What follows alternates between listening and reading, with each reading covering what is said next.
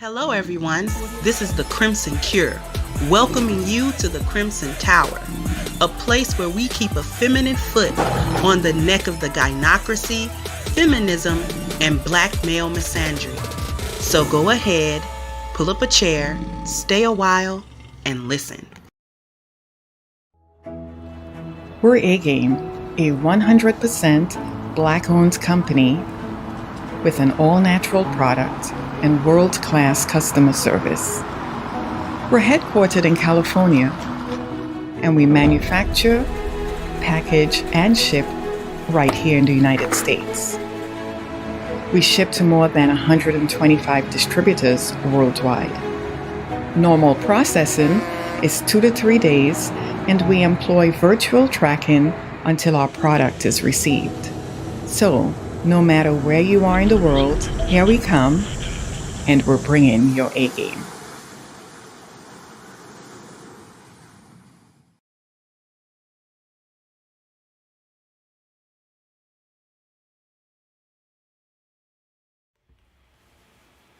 Hey, how's everybody doing? How is everybody doing? Thank you so much for the super chat for the Torian. Thank you. And for the cash apps. Miss Carissa, MLR, Artisan, how y'all doing?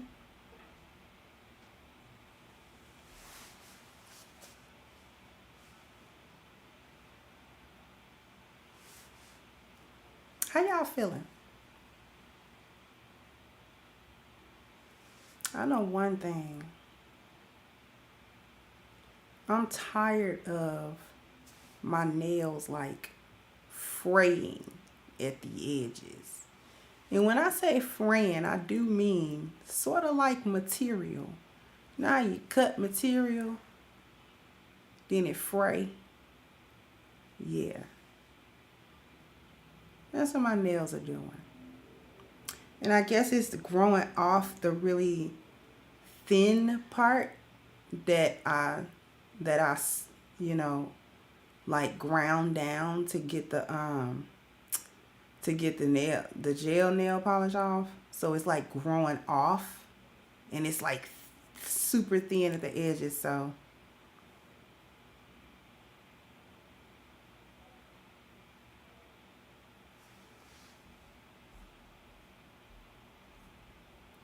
but who we got in here? We got Father's Time. Of course, we got Detorian. We got Celine. We got Young Manhood. How you doing?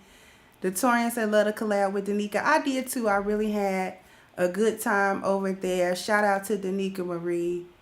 Awesome platform. Hey, Artisan.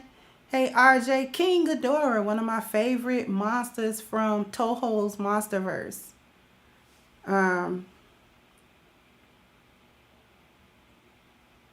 Thank you for the cash app. I don't want to say your real name. Is that Bronze? Is that Miss Bronze? Hey, Eugene. Hey, Miss Kalila, Celine, Angela, Fit Feminine Over 40, Audrey, I Talk S, okay. C, Miss Sherry, JoJo, Ricky, Lars P, Miss Bronze, Crystal, Kevin Sparks, Hasina, MLR, Mogul Mays, Double C, Jay Daniels, Raven Speaks. So I want to show y'all something real quick. The other day this happened. Hold on. I'm just not seeing myself. I want to show y'all something. Let me show you something. Y'all remember 5 Marshall Bill? Okay, I'm going to show y'all something, right? I want to make this bigger so y'all can see it. Look at this, y'all. Peach? Hold on. Yeah, Mr. Kwame Brown, let me get that up there. This is a hometown guy from Atlanta. Where's that? Go this way. Yeah, that's my P.O. box at the top. That's his address at the bottom. That's his information. Yeah. Let's get these businesses some. And he did a good job with his brochure or the pamphlet. Got the little chart on the back for everything you need to know. Now I gotta look into this pill. This right here. I gotta look at it to see what the hell this is. Yeah, I gotta see what's in this thing, man. Then you got another pack of pill. They say male enhancement. Oh Lord. Ladies, go buy this for your husbands. The ones that need it. Go buy this for them. Don't tell him, just mix it in his food. Oh dang, I'm kind of hold up. So y'all saw that, right? Y'all saw that, right? We saw that. Thank you, Marcus Brown. Y'all saw that. KWAME got some A game sent to him. Shout out to KWAME Brown. I hope that you actually take that because you'll love it. But the real star of that is our very own Fit Feminine 40, who actually distributes in that area, who made that connection with him. She's the one that sent him A game. So the A game family is shining all over the United States. So I want a round of applause for our very own lioness, Fit Feminine over 40. Congrats to her for making such a huge connection. You see? That's huge, right? Because how many, if he takes that, which I'm really hoping that he does, how many people are going to take it, going to buy it from her? So huge, much love to her, respect to her, and luck to her, because that wasn't just luck. That was hard work. That was hard work on her part. Thank you, Dark Power, for the Cash App. That was definitely hard work on her part. Give me one quick second.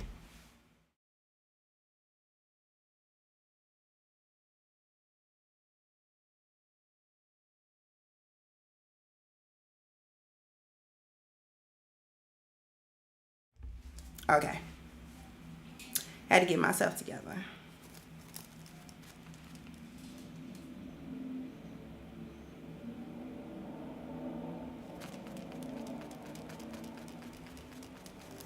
So A Game is shining. Shout out to the A Game family, right? Right?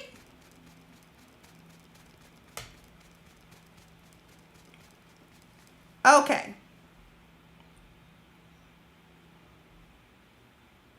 So, here's what we are talking about today. Thank you, Blackfoot. Here's what we're talking about today.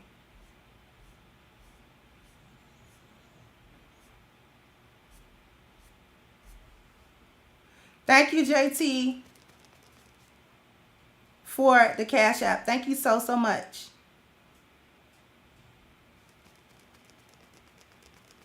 Oh, no, it's no problem. It's feminine. You actually shine the light on something, a way that I can do things. So I'm thankful to you because I'm always in a state of learning. So I learned something from you, how to make some connections, right?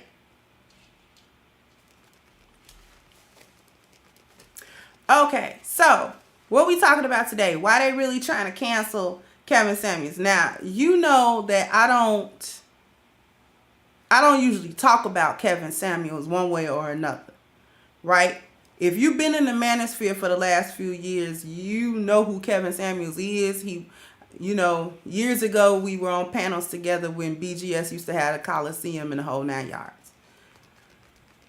He's even been on my channel a couple of times. Thank you, Buko.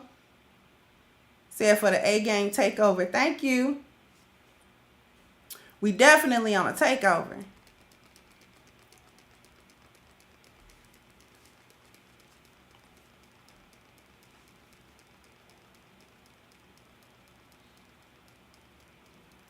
So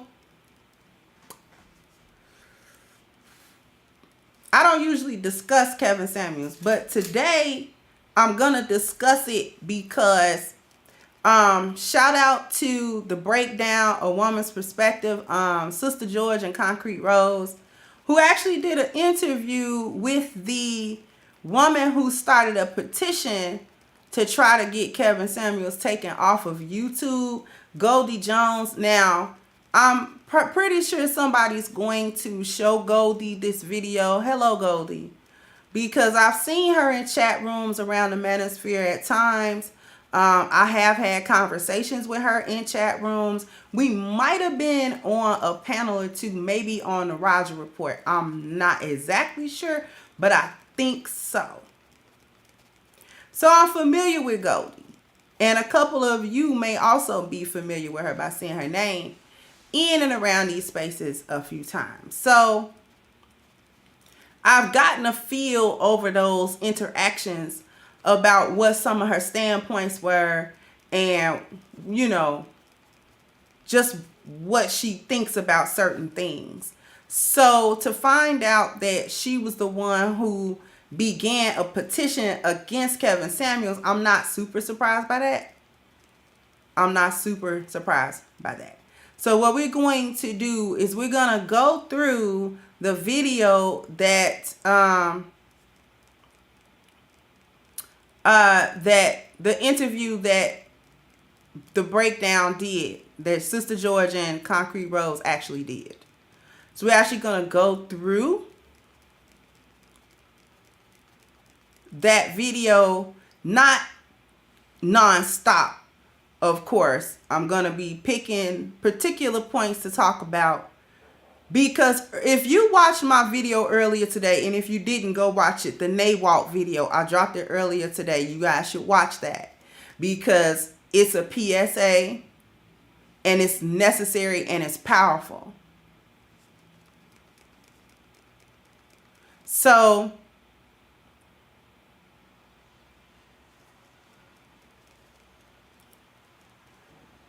you really should watch that video. There's a lot that I say in that video that's actually pertinent here. Because when I tell you that we cutting the tall grass and we cutting it low so that these snakes and hyenas are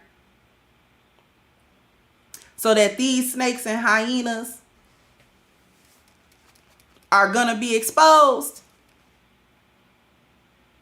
We cutting the grass low so these snakes and hyenas gonna be exposed. You understand what I'm talking about today? Ladies, I want y'all to understand what we talking about today. Fellas too.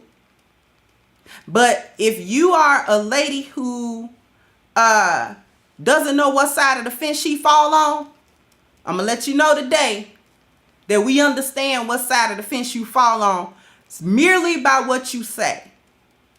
Not hiding no more. You cannot hide behind red pill women. You cannot hide behind being a woman. You cannot hide behind having a vajayjay. You cannot hide behind this dog whistle language. Oh, we're going to get to it. So let's go ahead.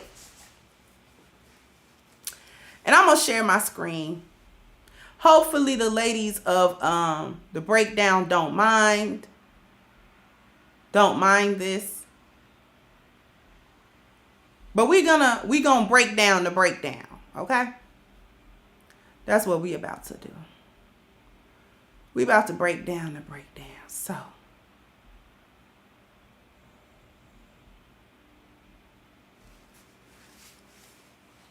thank you for the Cash App, sweetheart. If that's your real name, I don't want to say it.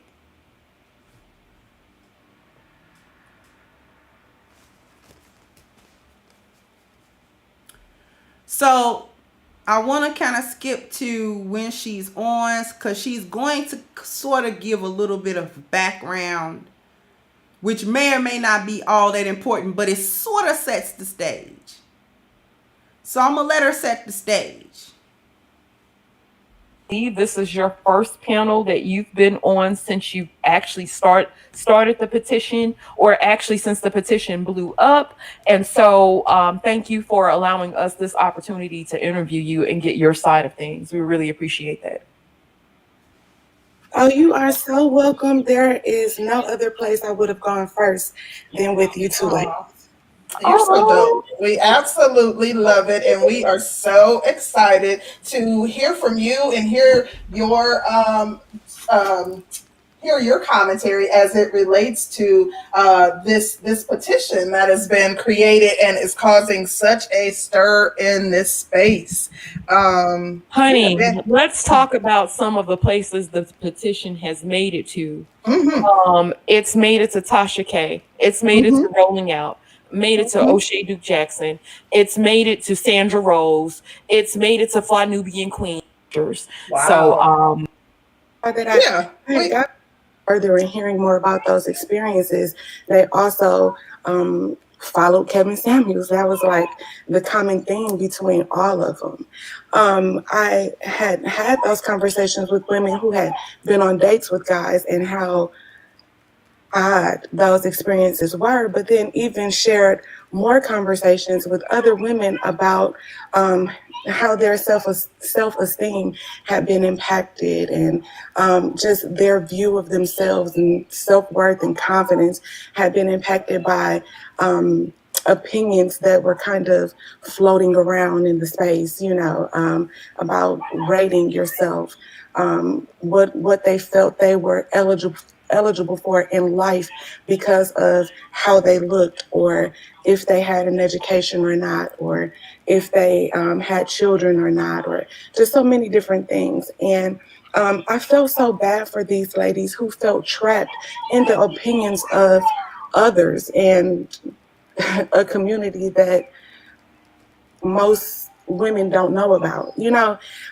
so I decided to create this little petition because I was saying to myself and to the ladies, if something is going on and you don't agree with it, or you feel like it's making you feel endangered, or you're feeling less safe because of these opinions that are going. Okay, let's pause that.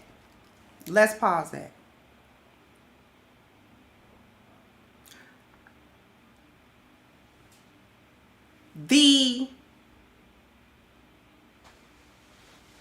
dog whistle language out the gate. If ladies are feeling unsafe about these opinions, trapped in these opinions, what you worthy for based on your education, or if you're a baby mama or not. That's education and family. Boop. 2 of the 10 life values. When I say we got the answer over here, we got the answer over here. Not gonna be able to talk over our heads. That dog whistling don't work. That hyena cackling don't work. That high pitched hyena cackles, that's not going over nobody's head no more. When I tell you that the Crimson Cure got the cure, we got the cure. Okay? How are you feeling unsafe over some man's opinion over the internet? If you don't like what Kevin Samuels is saying, turn the channel. All you gotta do is turn it off. When I tell you I don't tune in to Kevin Samuels, I don't tune in to Kevin Samuels. And it ain't no hatred towards Kevin Samuels. The reason I don't tune in to Kevin Samuels is because I already got the 10 life values. And the chicks that's calling into his show is in denial about any of them values. You understand what I'm saying? These are women who don't know whether they coming or going. A lot of them don't realize they done already went. Know how you sniff milk and it done already went? Yeah, the milk don't know it's gone, but you do. Let's continue. around, you can do something about it. It doesn't mean that, that those opinions will go away, but you can make your opinion known too about how you're being impacted by the actions and words of other people and how your daily life is being affected by that. So I created the petition and shared it to my group, and I got about 200 signatures, and I just forgot about it. I didn't share it on my public Facebook page. I didn't. I.e., I started the petition a little while ago. Nobody was feeling it. It only got 200 measly signatures. So I didn't feel like it was worth me bothering to post it anywhere, to do anything with it. So I just forgot about it. It wasn't going to give me any clout. I wasn't going to be able to sacrifice him to Zaddy. So therefore, I just didn't even think about it because I saw no opportunity for clout chasing in pursuing this petition. Let's go. Share it in many other spaces outside of that little area that I was speaking to ladies in. And about 2.5 months after I created that petition, I got an email from a young lady by the name of Cassandra, and she had shared the petition on her platform.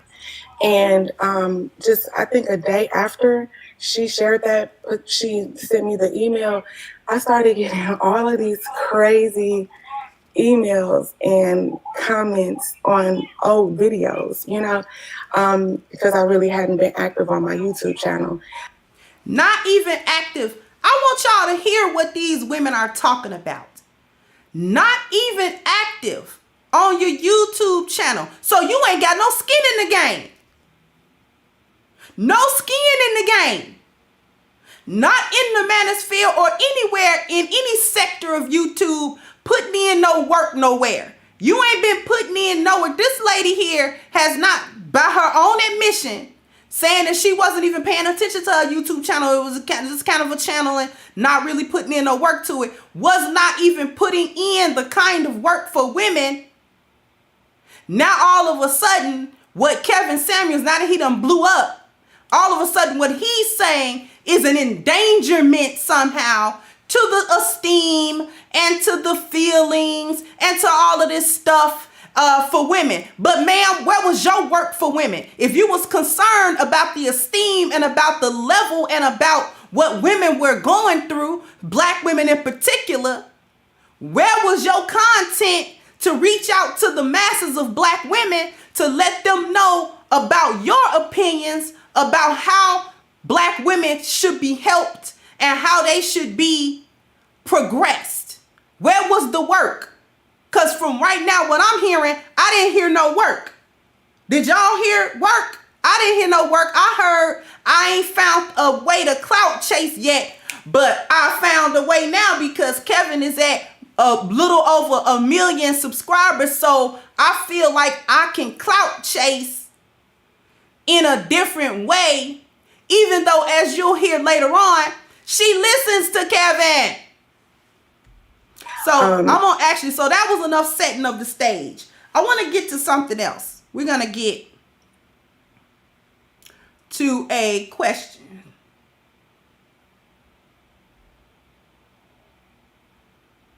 Not only are impacted, the demographic that is impacted by that speech, but the hearers and doers of that speech. I really think that there's a fine line, and we have a responsibility to ourselves and to others to be honest about the reality of that.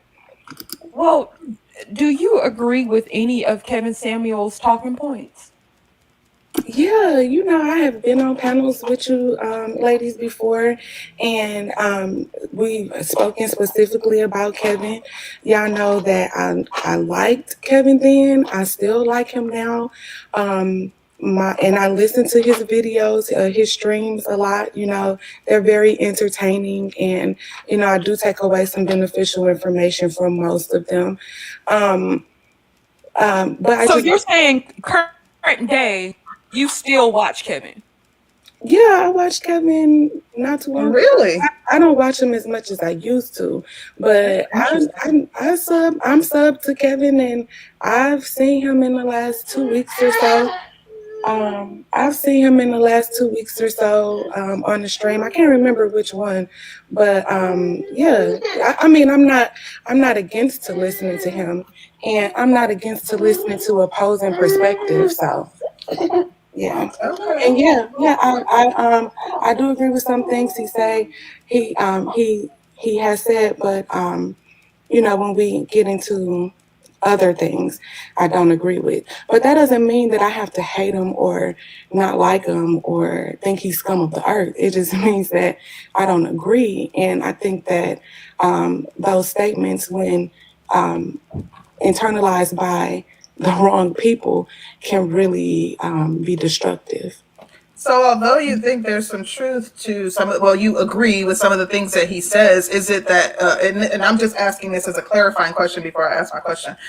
So although you agree with some of the things that he says, is it that you think that his message is somehow detrimental to women? Just for clarity. Yeah, I think that, okay, baby. I think that, okay. I think that elements of his message can be destructive to a certain demographic, and I'm talking specifically Black women. I think that certain elements of what he says can be destructive to Black women. Let's talk about that. The rise of Kevin Samuels is very recent, over the past 2.5 years. Very recent. In the history of media in this country, modern media, Black men and the manosphere itself is relatively very new. Very new. Black women have had a voice in mainstream media for more than 30 or 40 years now. One of the main proponents and voices that spoke on behalf of Black women and the Black community at large was a Black woman, Oprah Winfrey, who made her empire off of degrading the image of Black men. She had control over what she could and could not say, would or would not say, throughout her very successful media career. Going so far as to have a production company, Harpo Studios, who produced several movies, the most popular of which was The Color Purple.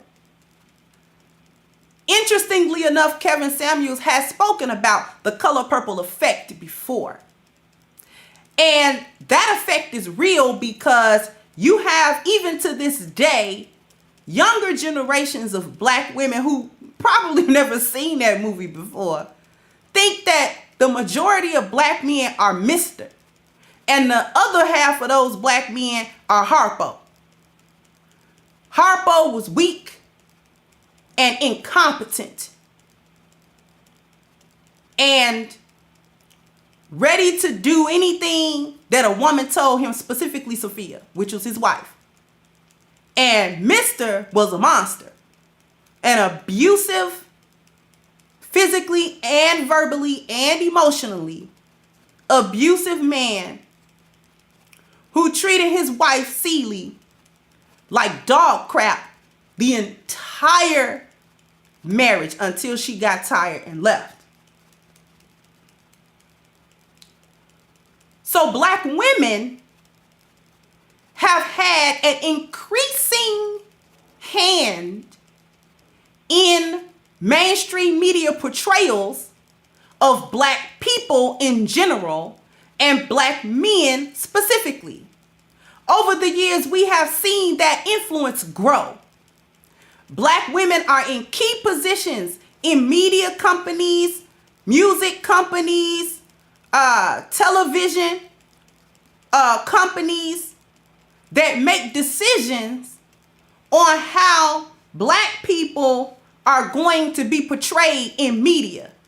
And the Black man is never portrayed as a competent, masculine man that's got his stuff together, that's taking care of his business, that's taking care of his family, that's taking care of his children. We always seem to see one of a few archetypes of Black men. We always seem to see either the effeminate or jihad Black man, rainbow Black man.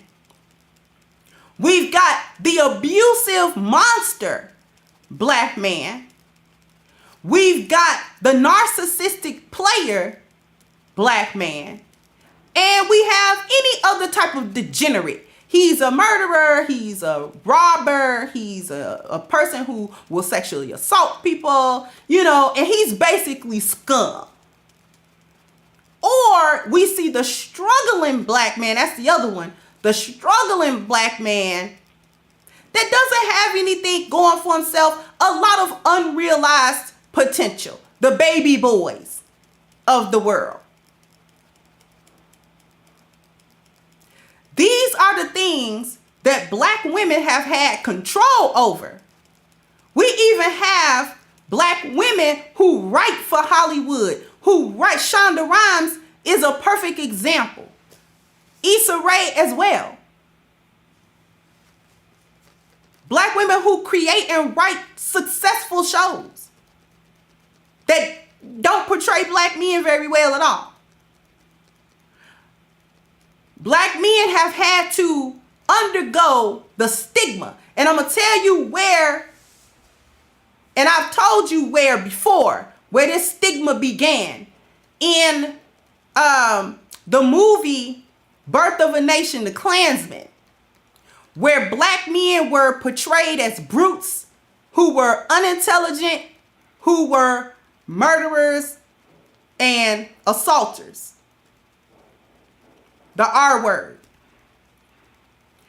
And I can't help but draw the parallel between that trope that was introduced into mainstream media during the silent movie era and current mainstream media that has not veered very far off from that trope, even when Black women are in charge of that media.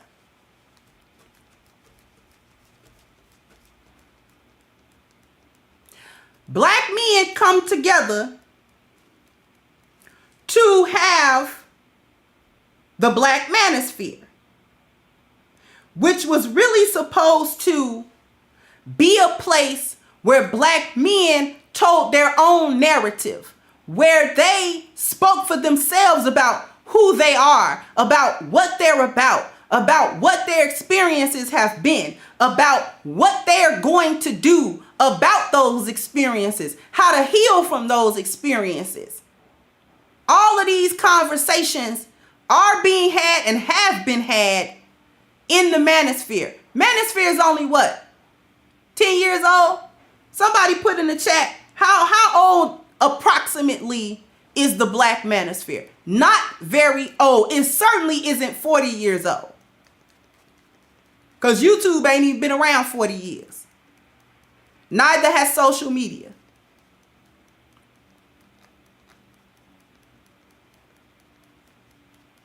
Now all of a sudden, when Black men come together to say what they have to say, because Black women don't like it, because they don't like being exposed, they don't like being told, they don't like having a mirror held up and saying, wait a minute, we've talked a lot ad nauseum about the deficiencies and faults of Black men over the years. How Black men was deadbeat fathers, how Black men walked out on their families, how Black men just wasn't sugar honey iced tea, how Black men just you know what I'm saying, was just shiftless, lazy, stupid, whatever you want to say. They dusty, you ain't got no money, they ain't got nothing, they ain't built nothing, they won't do nothing.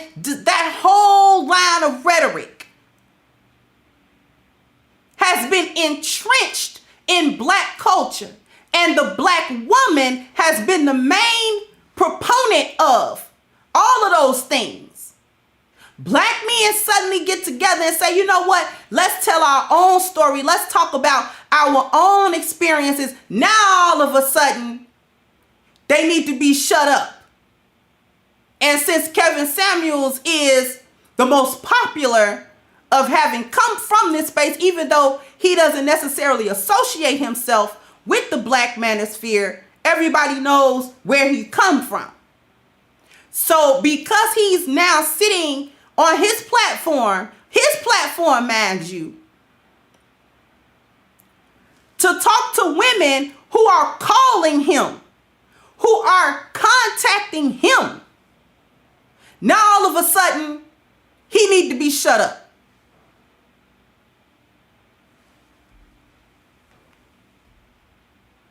Black women kind of get the most criticism from him and his followers.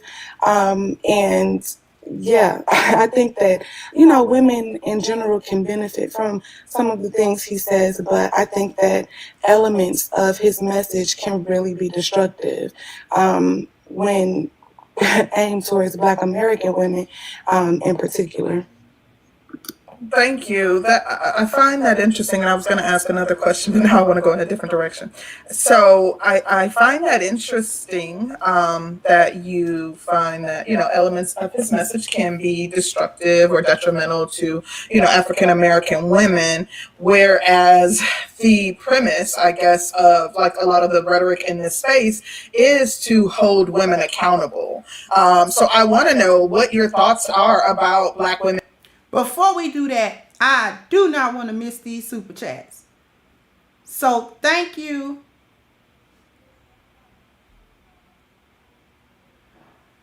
Because they'll disappear on me. I'm really, really sorry. I'm trying to get to them before they roll out on me. Please forgive me if I miss you. That is not my intent. Thank you, Cornelius.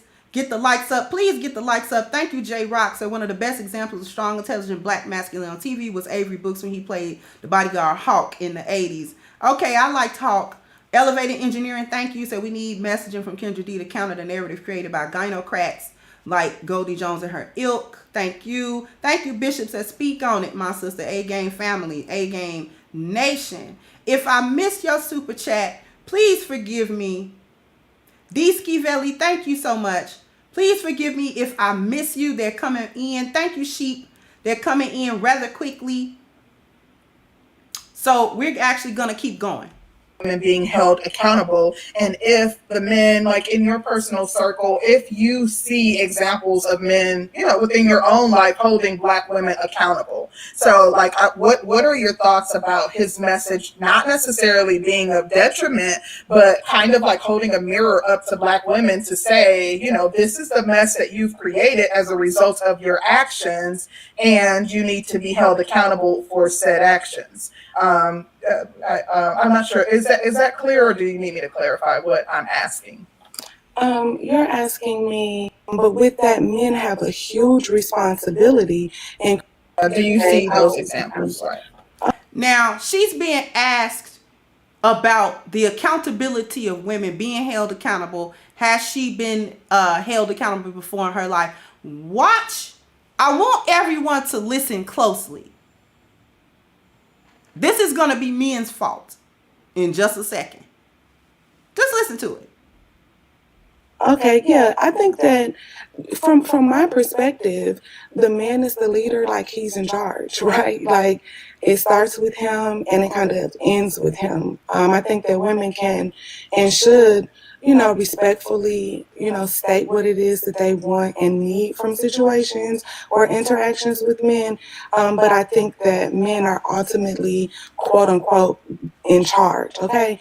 With that being in charge, there comes a huge responsibility. You know, a lot of times we talk about submission, women being submissive to men, but with that, men have a huge responsibility in creating the environment for the woman to be submissive and to feel safe enough to kind of turn her, quote unquote, power or safety over to the man. And notice that answer has nothing to do with the question.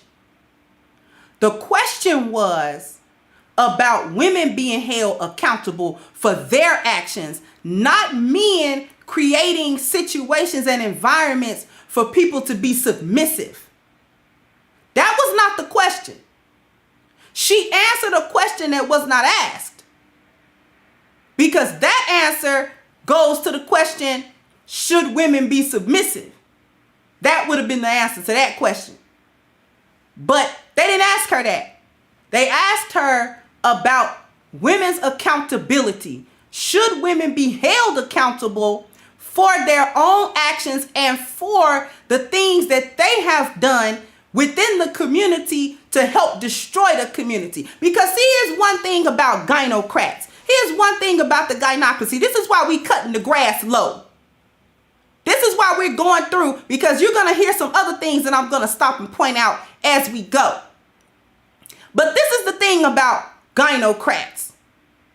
Every black gynocrat that you hear can always point to what the men have done to contribute to the demise of the black community. But what we never hear is what black women have done to contribute to that same demise, because you don't get to this point without both parties contributing something negative to this. There's never any true accountability in the mind of a gynocrat. We ain't did nothing wrong. We ain't really did nothing wrong. And if we did do something wrong, ultimately it's men's fault. This is that we don't have agency argument. But there's agency enough to try to cancel somebody off of YouTube because I don't like what they're saying, and what they saying hits me in certain ways. I got enough agency for that. But collectively, black women don't have the agency to have participated in the demise of the black community. This is what this is. These are the things that we have to look out for, people. I talk about this stuff all day long. Y'all want to know what this really is about? This is about gynocrats enacting two things. I'm going to show you. See, I told you we got the measuring stick today. We got the measuring stick. See, we not vague no more about what it is and what it ain't. So we don't allow semantics, wordplay, or accountability dodgeball anymore.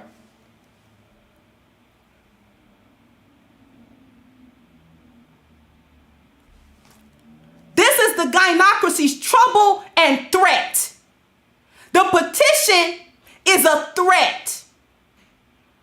If you don't stop doing what I want you to stop doing, if you don't be quiet, if you don't shut up, if you don't go back to the background, if you don't stop holding the mirror up, if you don't stop talking about what kind of accountability we need to have, I'm gonna shut you down. That's the threat. And in order to enact the threat, I'm gonna cause a lot of trouble about it. I'm gonna make a petition about it. I'm gonna talk about it. I'm gonna rally up the other gynocrats about it. We gonna cause a lot of chaos around it. We gonna accuse a black man. I don't care if you rock with Kevin Samuels or you don't rock with Kevin Samuels. But what we gonna do is we gonna accuse him of what the gynocracy considers to be heinous crimes against women. He's making women feel unsafe. He's making women feel unsure of themselves with his opinions about how they look and about what they're worth. He's hurting our feelings. He's waking these dudes up to the game that we like to play. Because we like to come around men and act like we helpless and act like we ain't got no agency and act like we ain't got no sense and act like we ain't doing nothing and we'll never be any trouble and we'll never be any threat and we'll never be none of this kind of stuff. Just take us in, just help us out, just take care of us, just protect us. Just give us the 4 P's because she's gonna ask for problem solving later on. She's gonna tell you one of the reasons she don't like Kevin Samuels because he don't problem solve. You understand what I'm saying? This is what I'm talking about, ladies. This is what I'm talking about. She want the 4 P's. The Gynocracy want the 4 P's from any black man, regardless of whether or not he's attached to her personally or not. She just wants provision, problem solving, protection, and procreation from men without ever reciprocating anything. She's gonna usurp time. She's gonna exact too much of a toll. She's gonna cause an untold amount of trouble. And not only is she not gonna take threats off the table, she gonna add some threats on the table. Boom! I'm adding threats on the table. I'm gonna put some more threats on the table. It ain't enough that I can take you through court for child support unjustly. It ain't enough that I can take you through and get $3.3 million or $3.1 million a year in alimony and I ain't working for it. I ain't even gotta talk to you. But you gotta pay me. Shut up and pay me. Shut up and give me provision. Shut up and problem solve for me. Shut up and protect me. Shut up and give me procreation. Shut up while I waste all your time. Shut up while I take all your money. Shut up while I cause you a whole bunch of trouble in your life. Shut up while I point this threat at your head. That's what I'm talking about.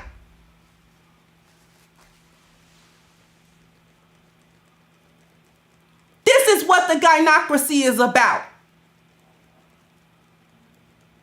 This is just another form of it trying to protect itself. And I'm going to tell you what it's protecting itself from.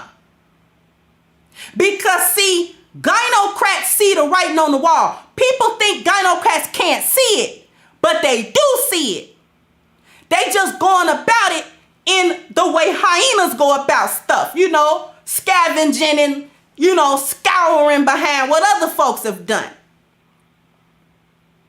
See, these women are not trying to become more valuable.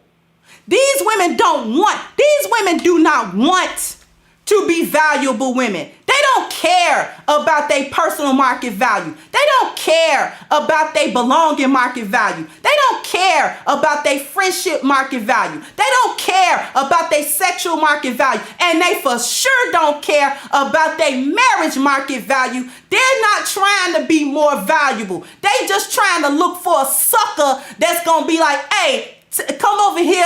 I got you covered. You ain't got to do nothing for me. You don't got to reciprocate nothing for me, but I got you covered. And you can be a hyena to your heart's content. That's what's going on right now.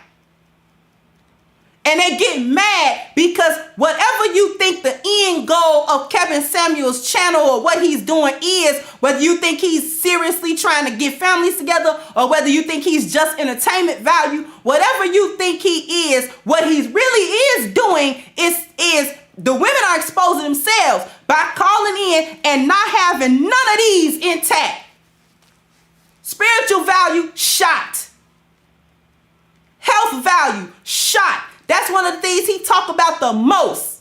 What's your dress size? Because I know you a size 18 and you think it's cute. Because I know you a size 22 and think it's cute.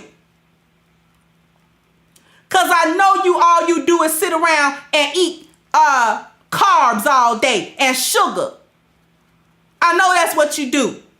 I know you don't take care of your mental health because more than half of you need to go to therapy. So you ain't taking care of your physical health. You ain't taking care of your mental health, and you're calling me, asking me for a man and how you can get one.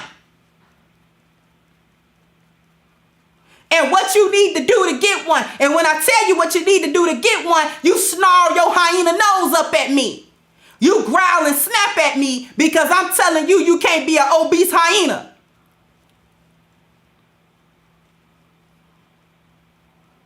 Family value shot. These you running around here, you ain't never got married, but you got 3 or 4 kids. Nobody has ever committed to you, and you didn't make sure to get a commitment before you brought life into this world. No value for your womb. No value on appearance. They come through, he called it the Bonnet Chronicles. You come on, this man has more than 1 million subscribers. So when you get on his channel, at minimum, hundreds of thousands of people are going to see you. And you will show up with eyes crusty and face dusty in a bonnet. Appearance value shot. Dwelling value shot. Some of them backgrounds be so nasty. Kids be all in the background hollering. They got to stop. Shut up. Sit down back there. And you trying to conduct an interview. For shame. For shame.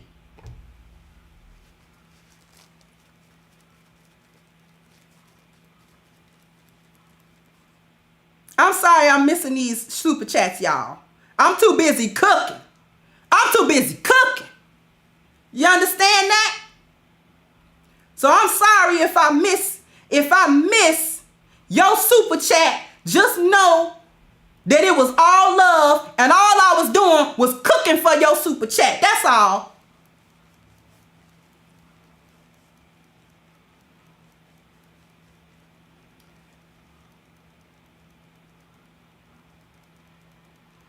We gonna skip just a little bit ahead.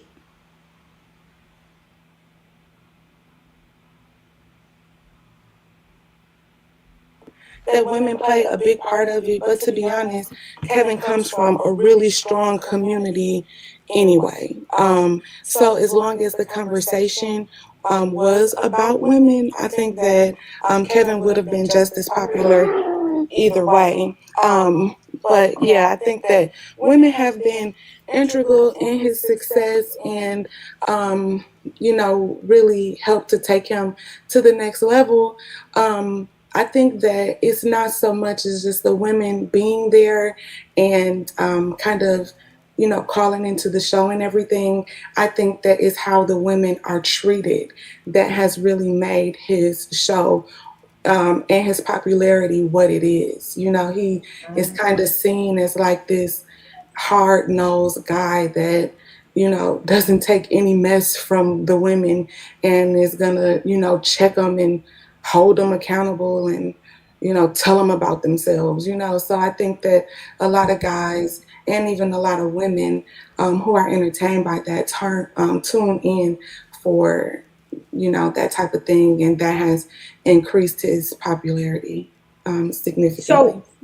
So what would you say in regards to them participating? Like if they know Kevin Samuels pretty much conduct the same types of interview styles with women just about every time he goes live. And the women are rushing to get up there, to be seen, to be heard, to get his advice.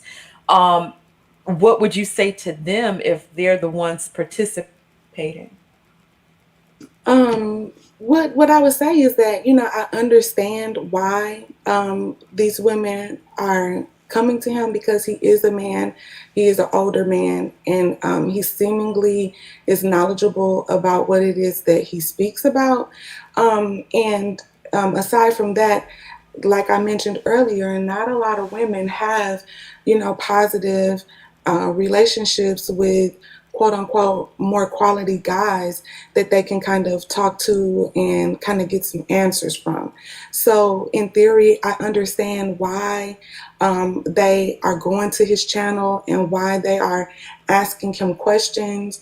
I do think that women they could be better served by really talking to a true professional, not to say that Kevin isn't a professional, but, a licensed therapist, a counselor, a psychologist, or something like that to help them understand the truly underlying issues. Because once we get past you chose a bum or you chose a deadbeat dad or whatever, those criticisms are, or, you have a bad attitude, the woman really needs to begin to explore the root of those things.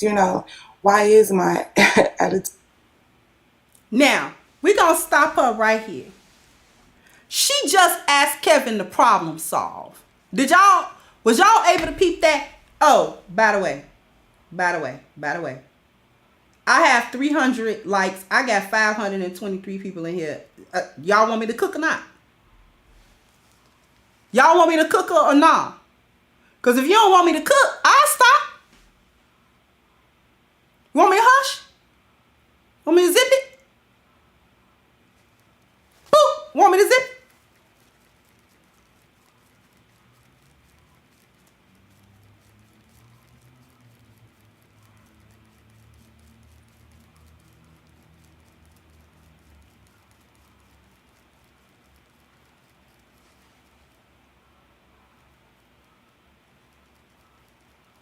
Give me 400. That's 50 more people. Come on, we can do it. Because I got to cook. Come on. I got to cook. You can't make me burn my cornbread. Come on now. I got my cornbread. Maybe you going to make me burn my cornbread?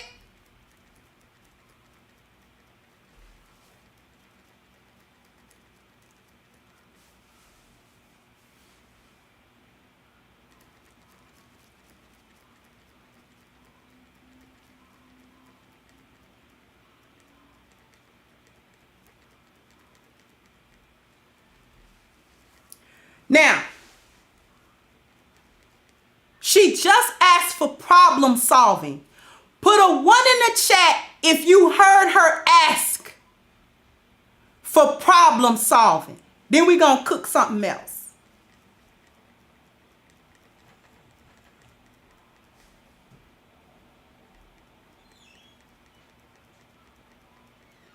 Thank you for the super chats, by the way. Super Smash and Tariq, thank you so much. Not the super chats, I'm sorry, the cash apps. Now, y'all heard her. What did she ask for? One of her critiques just now was that he does not go deeper than, you chose the wrong man, blase Skippy, right? Then she's like, well, the problem could be, we could get deeper in the conversation to see what the pathology of these women are. That would be cool if women was interested in what their pathologies were.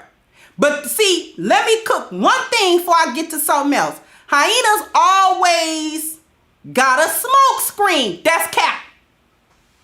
That's cap. Because I actually have the methodology for how you do that.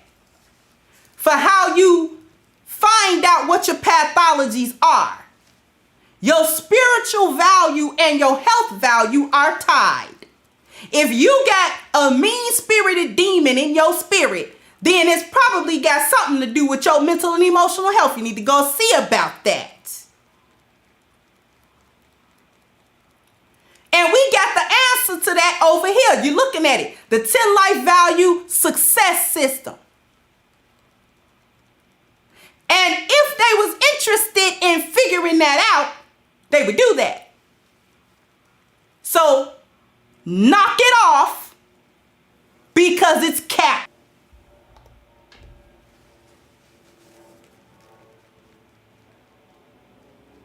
Now,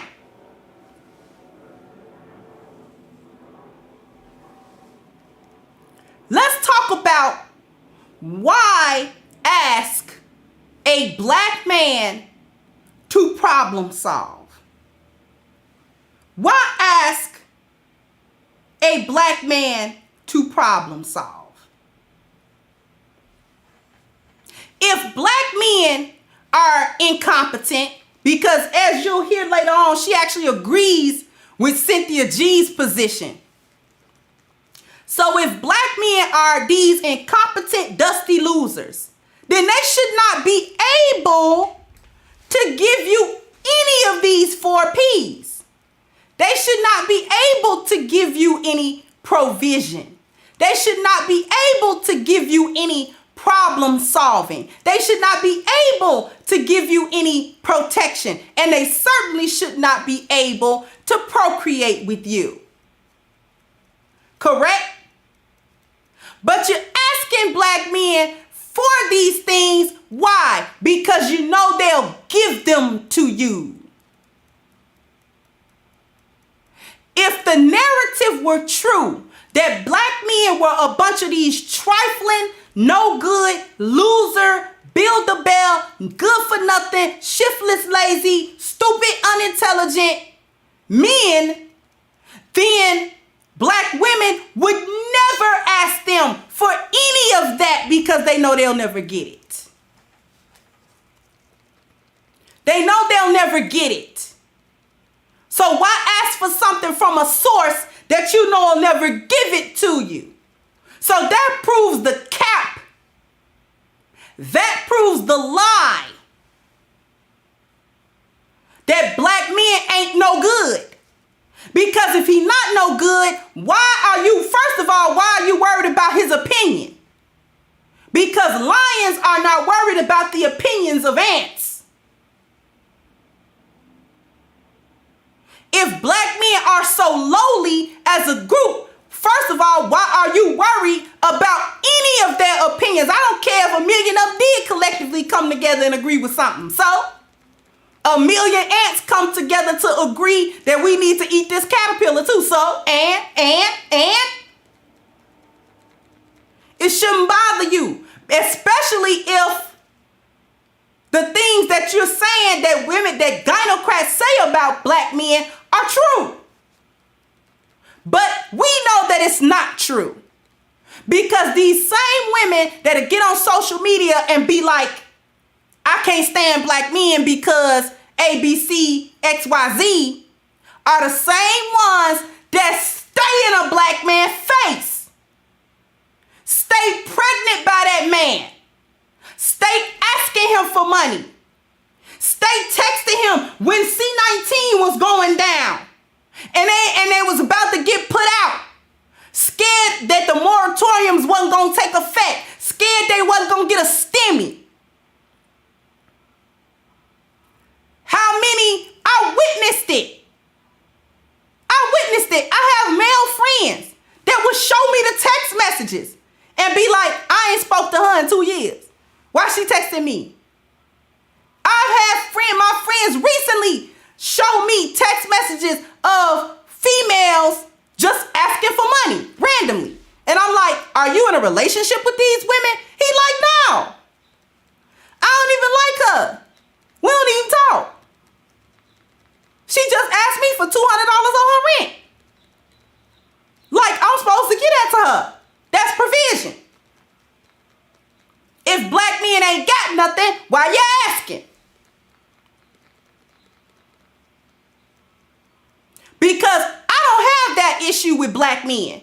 And the real red pill feminine women in here, I don't believe you guys have that issue with black men either. Because the black men that I know, and it's a few of them in this chat, that's not only high value according to Kevin Samuels, but they high value according to this.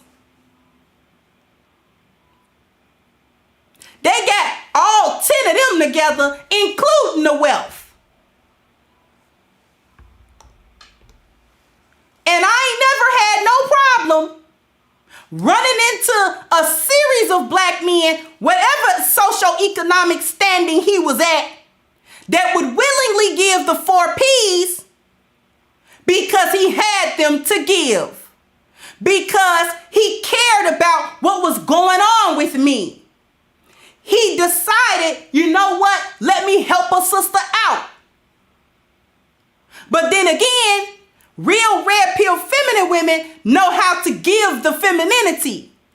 We know how to reciprocate and support the provision that we get from a man, the problem solving that we get from a man, because we can support the provision, first of all, because if a man happened to give me money for something, I use the money for that thing.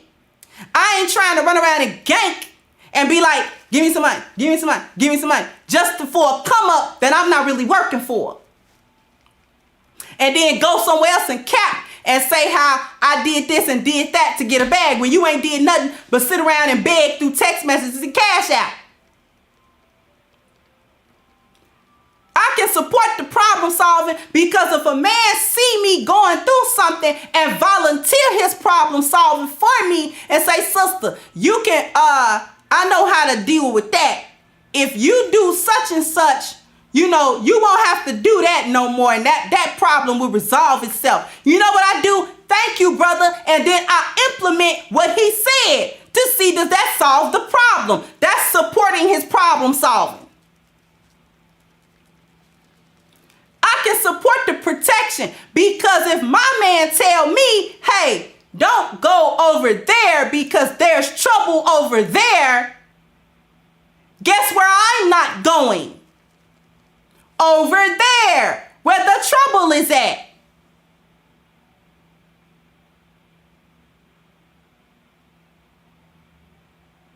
The procreation is supported because any love, affection, care, and concern that I'm getting from a black man, I can appreciate and show gratitude for that. So he don't feel like, dang, I'm trying to care about her and she don't even care. She ain't paying me no mind. And why am I saying all of this? Because black men, the ones that I know, and I know plenty,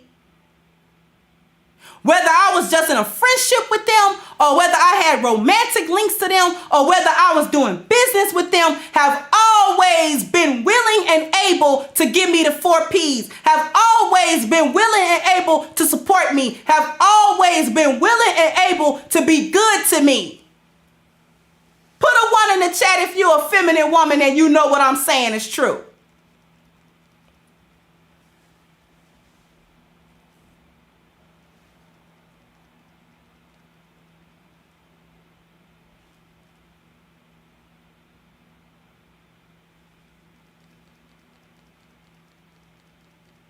So black men, even the ones that are in this chat right now, I met up with 3 of them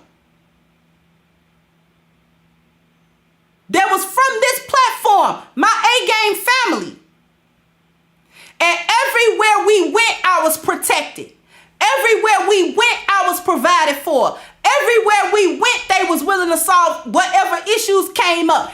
Everywhere we went, I got care and affection, which is part of procreation.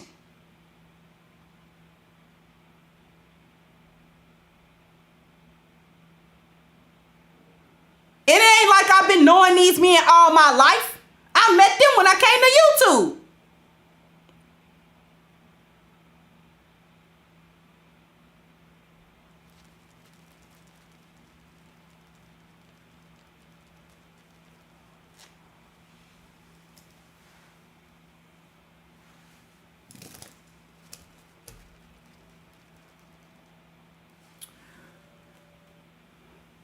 And I bet you if I meet with one of the A-game family, I'm going to be protected again. I'm going to get the 4 Ps again. Watch what I tell you. We're going to continue on. Let's see where I want to go with this now.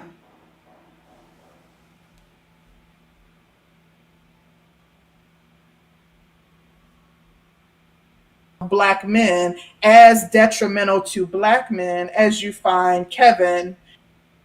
So that was just in response to what you shared. But my question is, do you find the likes of maybe a Cynthia G or women who would be alleged to speak ill of black men as detrimental to black men as you find Kevin's rhetoric to be a detriment to black women?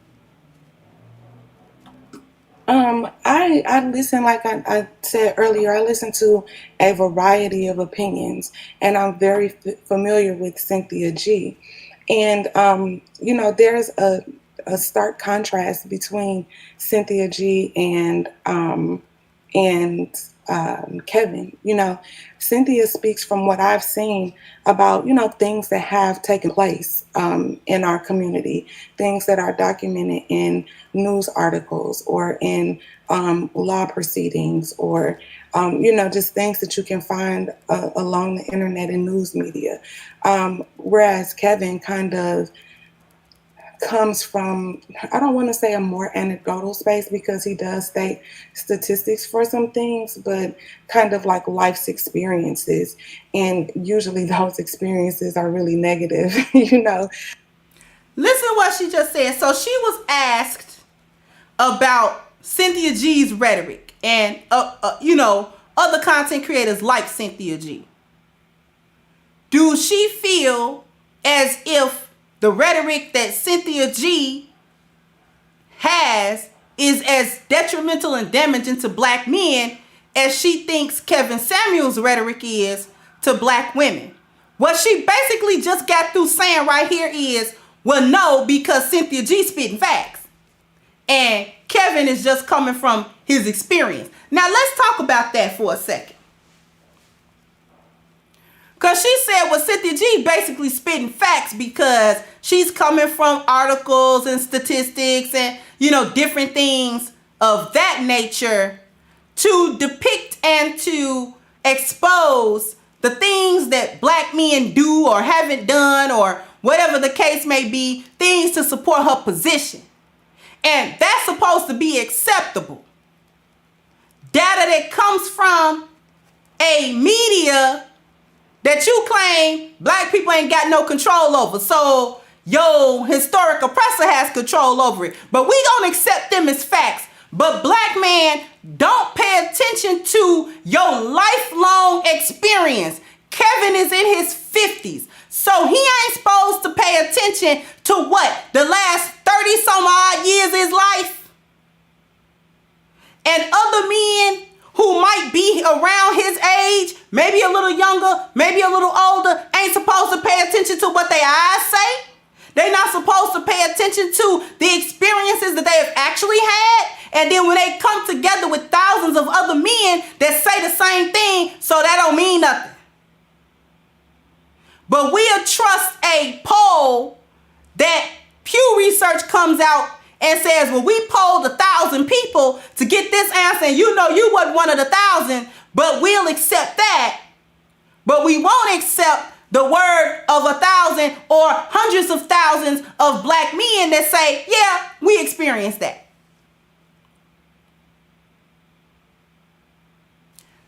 Knock it off.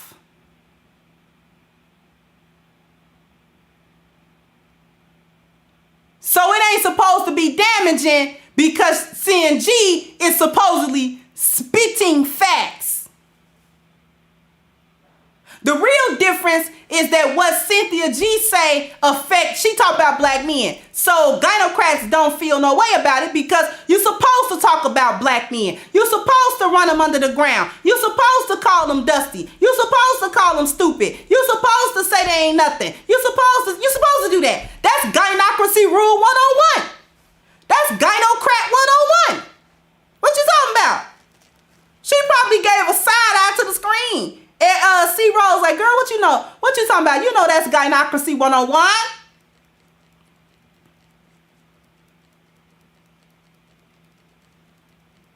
You're supposed to do that. You're supposed to talk about black men like a dog. Ain't we been doing that since the 80s? Ain't we been doing that since Oprah? Did you or did you not get the memo, ma'am? But what you're never supposed to do is turn around and talk about black women. Hold on.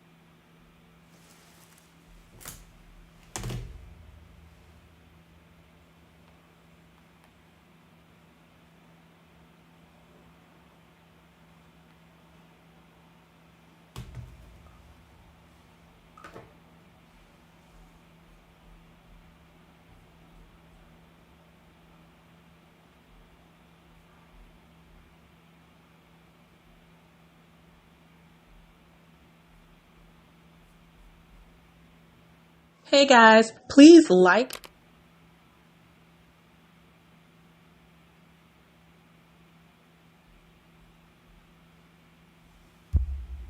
Can you guys hear me?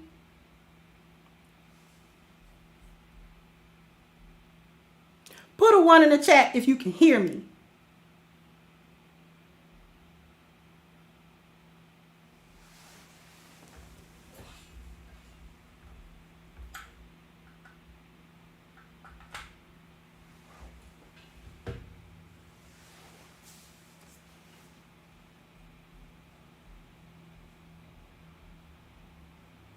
Yeah, it's seeing me. That's the problem. Hold on for 1 second because I'm not ending this stream.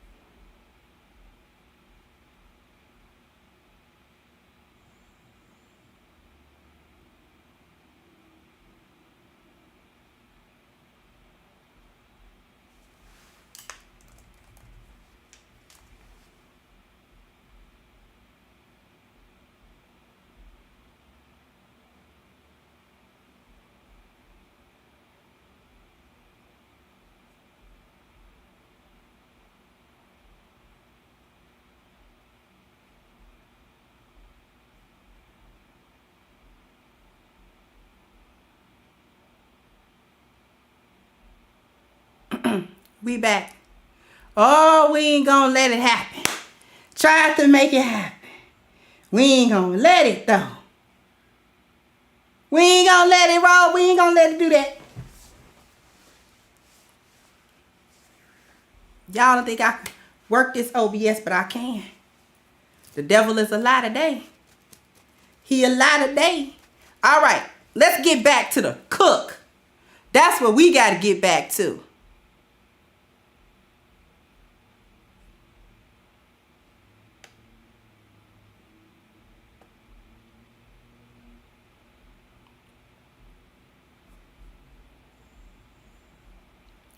We coming back to the cook. Come on.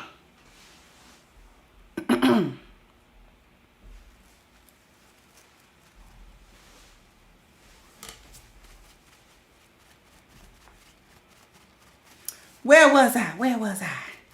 What part of the lamb shank was we cooking, y'all?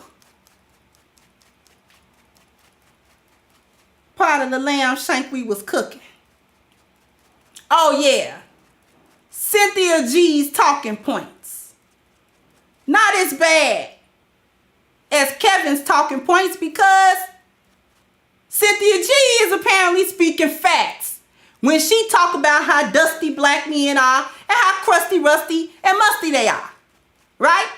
And how they don't build nothing, how they don't do nothing, how they ain't going nowhere, how they ain't got no future, how they ain't got in no industries or nothing like that. Right. But Kevin is wrong. The men that agree with him are wrong. And they are wrong because the Gynocracy says so. I thought y'all knew that. I thought y'all knew that. The Gynocracy says you ain't supposed to take our cover off of us. You were supposed to be one of us. You were supposed to destroy the Sith, not join them. You were supposed to keep imbalance in the Force.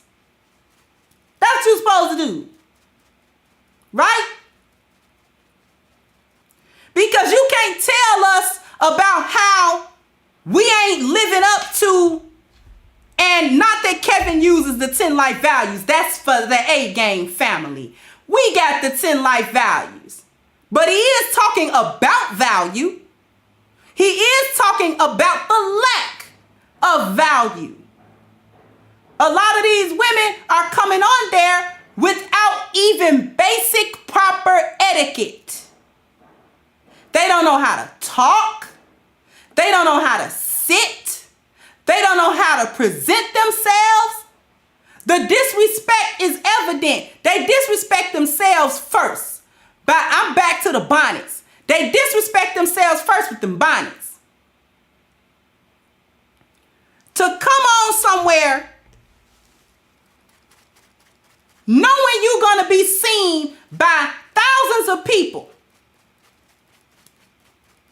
and you will come up there without proper clothes on. Fight tooth and nail to be able to roll out of bed, go outside with your bed clothes on. Because sitting in front of a camera in front of thousands of people is just, that's the same thing as going outside. People see you. You know he wants you to put the camera on. So you know you ain't going to be able to get in there and turn the camera off. You got it on.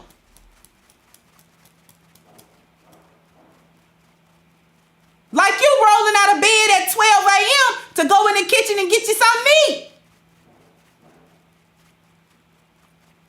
Then don't want nobody to say nothing. Don't want him to be like, what you doing? Didn't want Monique to say nothing.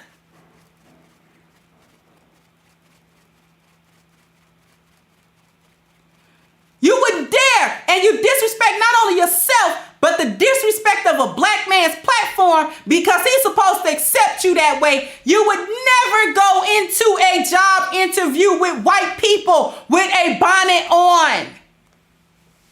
You would not show up to lunch where you think some white people gonna be with a bonnet on. You don't even want to go to the white shopping areas without dressing to the nines. Because you value them before you value yourself. You value their value system. They told you not to value you. They told you not only to not value yourself as a woman, but to value black men even less than that.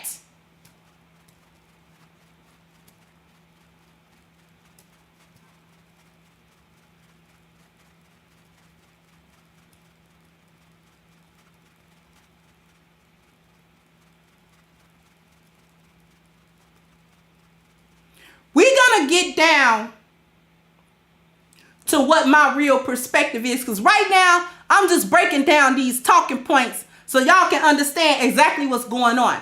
But I'm going to come to my perspective in just a little while. We're going to jump past Cynthia G. This was another one she had an issue with. She had an issue with a couple of things.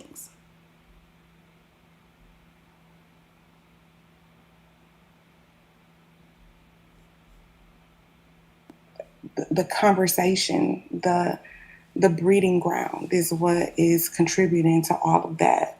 When we speak of the threats of violence, I've heard Kevin say himself on his streams, he'll say something like, well, if he could knock your teeth out your mouth or rearrange the furniture in your mouth, he could do the same things. And, maybe Kevin wouldn't consider, actually knocking somebody's teeth out their mouth or rearranging the furniture in their mouth. But one of his, millions of subscribers that hear him might actually consider that, and, it may never be revealed that, that a person heard him say that and thought that that could be a viable option.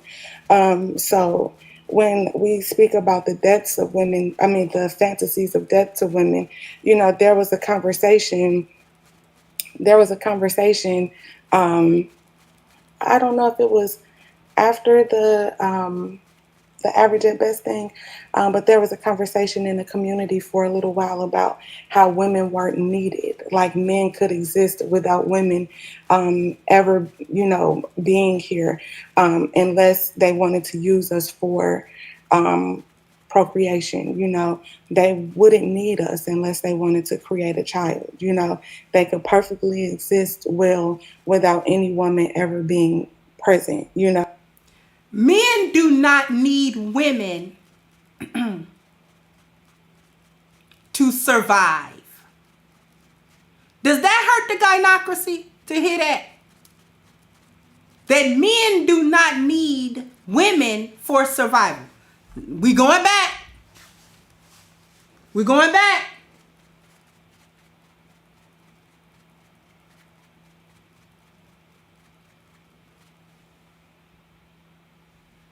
When you take a look at the 4 P's, 3 of them men don't need no women for. If you actually looking at it. Men do not need women to give them provision. And they certainly don't need them to give them masculine light. Because when we take a look at provision, what we see, it says he produces masculine light, giving him the ability to look ahead and or prepare in advance. He generates stability in the form of ideas, supplies, food, finances, clothing, housing, etc. What man need a woman for that?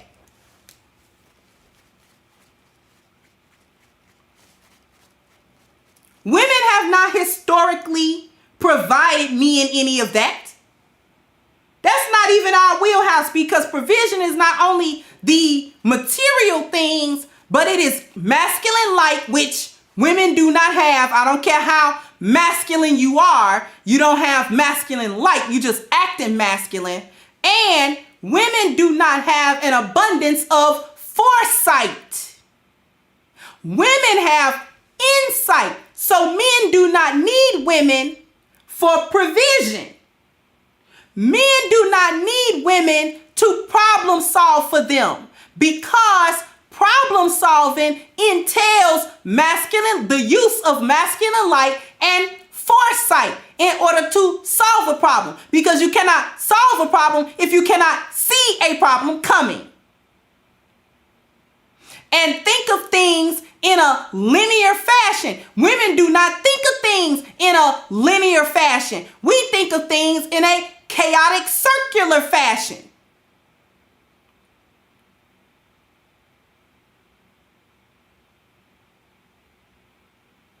When we take a look at what it says for problem solving, it says his ability to think in a linear and analytical fashion, to be able to dissect and resolve issues efficiently. His problem solving saves time, minimizes wastes of energy, money, etc. He necessitates order out of confusion and chaos and brings a sense of peace. Problem solving is the implementation of order. Women do not have that. So he doesn't need her to do that. Protection is an easy one. Who's the one always asking for protection? Women are. Specifically black women. But women in general are always asking for protection from men specifically that they know, or from the systems that men have set up. So she's either calling a man she know to problem solve or protect her, or she calling the police, which is something that men thought of. Women didn't think of that because we don't do the protecting. If you in the house with your man and an intruder come in the middle of the night, who's going downstairs to face him down? You or your man? So he don't need you for no protection. These are things he giving to you. He don't need you to give them to him because you can't give them to him. The only one of these P's that he absolutely needs a woman for is the procreation part. And gynocrats have a backwards vision of that because on the one hand, they'll sexually exploit and objectify themselves and boil themselves down to their vagina. But then when a man say, well, all I need you for is procreation. I don't want to be broke down just to my vagina. You do it yourself.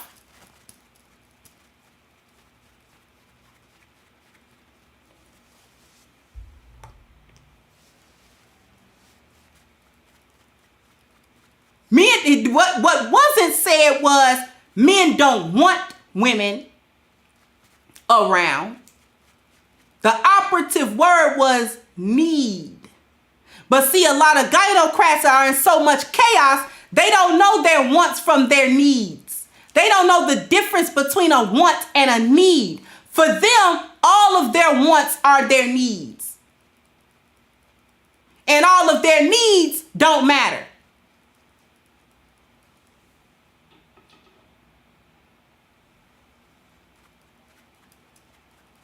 Okay?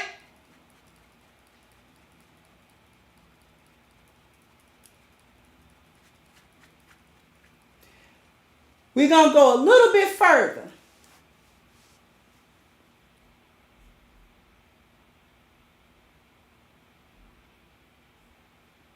Year-old men to pursue 20-year-old women that he represents that community, right? And part of Kevin's advice is for older men, 50-year-old men to pursue 20-year-old women or 25-year-old women, really young women that don't know much about life, haven't lived, much life. And these guys know that these women. So what she's saying right here is that it's predatory sexually for older men to pursue younger women. To pursue younger women. And if you listen, she's going to pull that women are innocent and naive and don't have much agency. The women are kind of stupid when they're in their 20s. They dumb. That's what she's about to sit here and say. Listen. Don't know much, haven't experienced much, and they know that they are far, far, far advanced as it relates to this woman's cognitive reasoning ability and understanding of how the world, quote unquote, works, and how he does, right? So when we think about the promotion of older men, 50-year-old men dating very young women, I consider that to be predatory in nature. She considers that to be predatory in nature.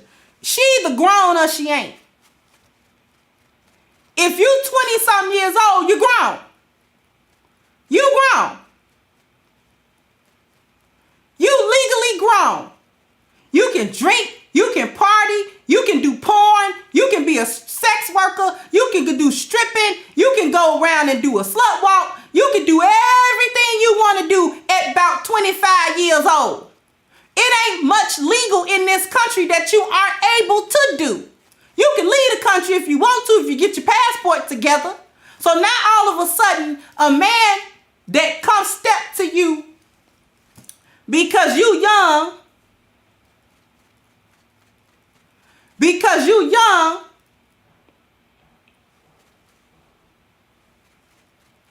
now all of a sudden, these women don't have any type of real agency. Their cognitive abilities are questionable. If you that stupid, then you don't need a lot of rights, do you? That's the other side that the gynocracy never want to talk about. On the one hand, you strong and independent. You don't need no man. You don't need nobody to tell you nothing because you know what you doing. You grown. Can't nobody tell you because you grown. Right? Then, when it's something that you don't like to hear, they going after young women. Well, she too young. That's that dog whistle like a 20-some-year-old woman is a 12-year-old or something. Trying to make it be, she said it, sexually predatory. Like a pederast or something. Like you the P word. You that. You're that.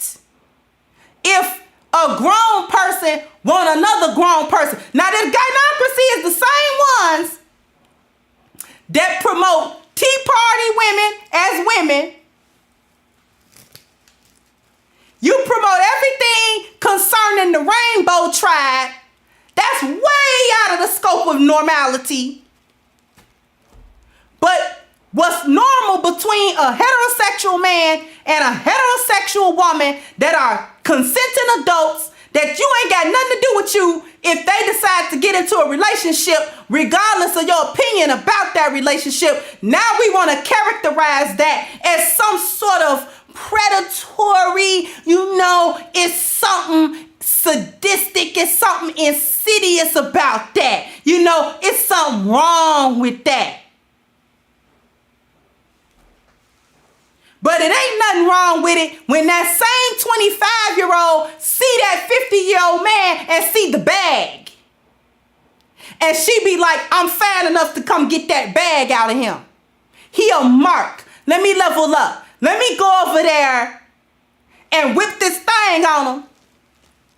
And watch him give me some Birkin bags. Watch him give me some Gucci. Watch him give me some Louis. Watch him give me some Prada. Watch him spend this money on me. Watch him take me somewhere.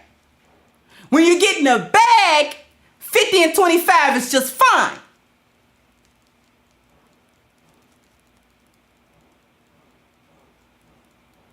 But you strong and independent, but yet your cognitive abilities is foggy. If your cognitive abilities are foggy, then you need to knock it off and sit down somewhere, because maybe if your cognitive abilities are faulty, you might not understand what Kevin Samuels is saying about nobody.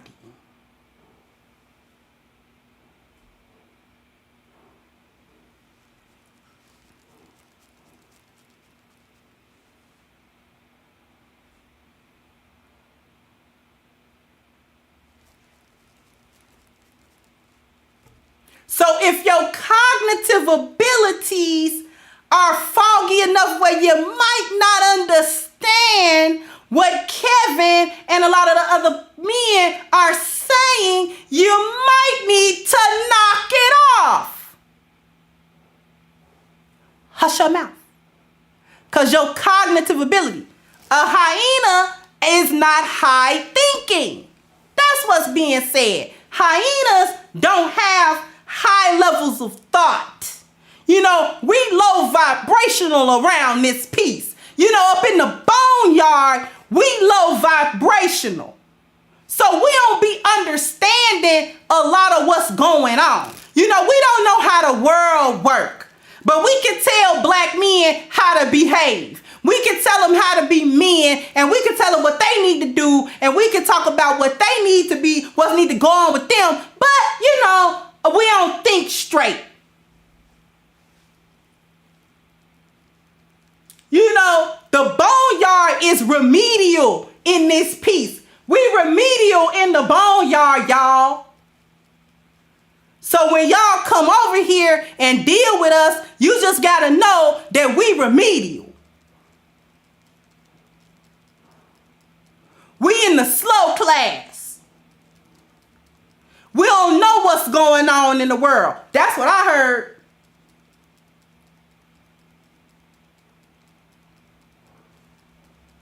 Is that what y'all heard? Because that's what I heard. Y'all hear that? Listen to the rest of it. Because there are really quality women that are closer to their age range, available and single, and interested in marriage, and to intentionally go after really young, inexperienced women leads me to see that as somewhat predatory. I have a question for you, Goldie. And this was not my original question, but just to piggyback off of what you just said, do you find it equally as predatory when young women are going after old men for their pockets? Like for, like the sugar babies. Do you find them as predatory as well? I never really thought about that, because a young woman who is pursuing an older woman for money and stuff kind of is more advanced than a younger woman who is just, minding her business, living her little. Nothing to do with the question. She didn't answer that question, y'all. She never answers that question. She doesn't do it. Because it was a yes or no question. If 50-year-old men going after 20-some-year-old women for any reason is predatory, this is the same age bracket. Is it predatory the other way when she sees him as a mark to get the bag? Well, a gynocrat is about to gaslight and dodge accountability. About to dodge accountability when she say, well, when she do that soft cackle, she about to dodge accountability real quick.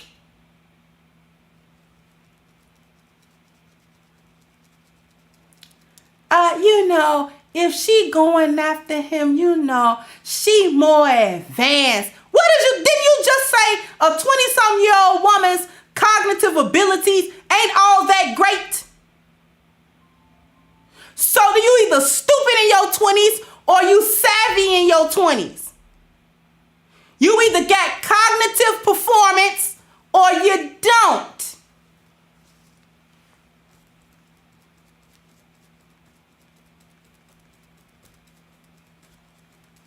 Double talk. This is why I said what I said earlier in my NAWALT video. See, we not drawing lines in the sand. We etching them in stone. We carving them in stone. We engraving the line. And we'll know a hyena by her works. We'll know her by her words. We got the measuring sticks for who's a hyena and who ain't. We not hiding behind dog whistle languages anymore. We not hiding behind none of that foolishness no more. We can hear it, and we have discernment, and we have the vocabulary, and we have the understanding of the concept to break that down. This is why I've been giving y'all this stuff for weeks. This is why I've been giving you this stuff for weeks now. Going over it again. 10 life values. Bioculturon. 4 T's. 4 P's. Valuable Woman series. The nature of men and women. This is why I've been going through this stuff. It has not been for just kicks. This has has been to give everyone listening to me all the tools that they need to understand where people are, not only yourself, but other people. When you hear them talking, you'll be able to cut right to the chase. You'll be able to get right down to the root. I don't care if they trying to gaslight. I don't care if they trying to lie. I don't care what they trying to do.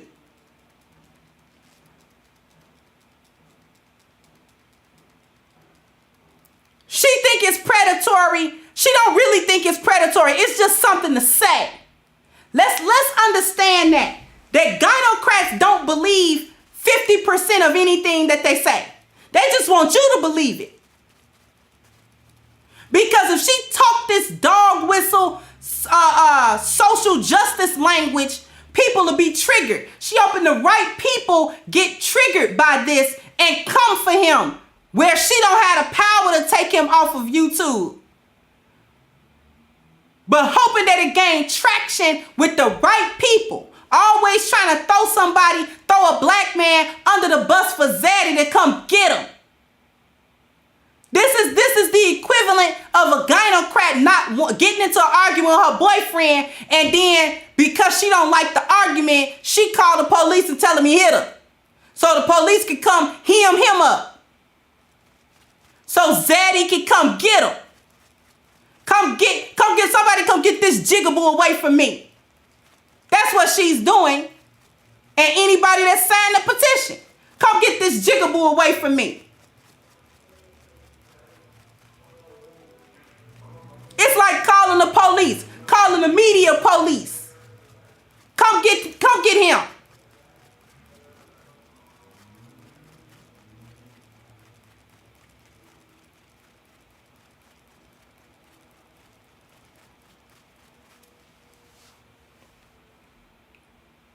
We're going to go a little bit further. I got just a couple of things.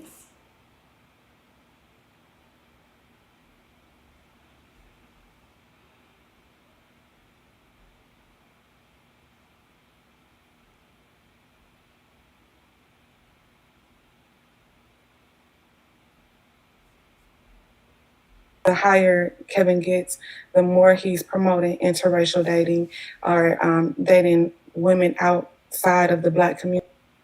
This voice that has a platform that's speaking about these negative experiences and highlighting areas of opportunity that Black women need to focus on, isn't it possible that it's because they've also experienced the same thing? Not him infecting them, but they're like, they have shared experiences, I guess. No, I think it's more so the shock value that is causing the platform to grow. If I'm honest, a lot of people come to his shows to see the Black woman like dissected and like destroyed.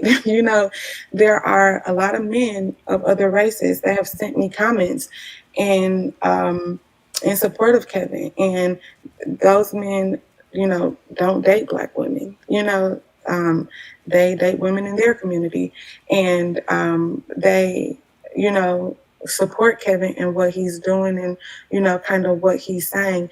The thing is, what he's doing and what he's saying is, squarely centered on the Black woman when we talk about the negative aspects of it, because he has mentioned how all of the women of those other races, are seemingly better choices than what us Black women, quote unquote, do, and kind of the culture that we find ourselves in. So I think that the platform is growing because men, like to see the Black woman beat up. Well, let me.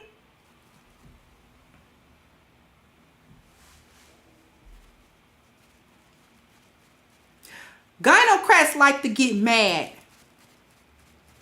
when men say, we don't like how you're acting. We want you to do something else. And they get mad at it when they say, well, other women of other cultures, other ethnicities don't act that way. They present themselves more like ladies than you do. And a gynocrat always be like, you trying to say they better than us? Yes, that is what they're saying, that they are better than you. And when you say that, they want to say that it's because purely of the ethnicity or the race. No, that's not it. It's because other women of other cultures and ethnicities have more of the 10 life values intact. They have more of those internal 5 intact. They care about their appearance value. Only black women. Let me tell you something.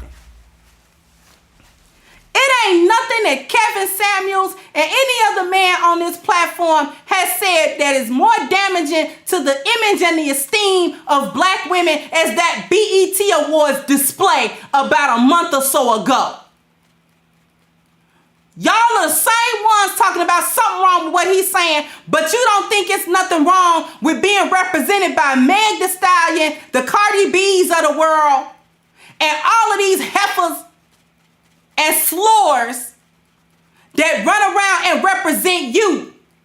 And they represent black women as the concubines of the world, as the whores of the world, as the sluts of the world.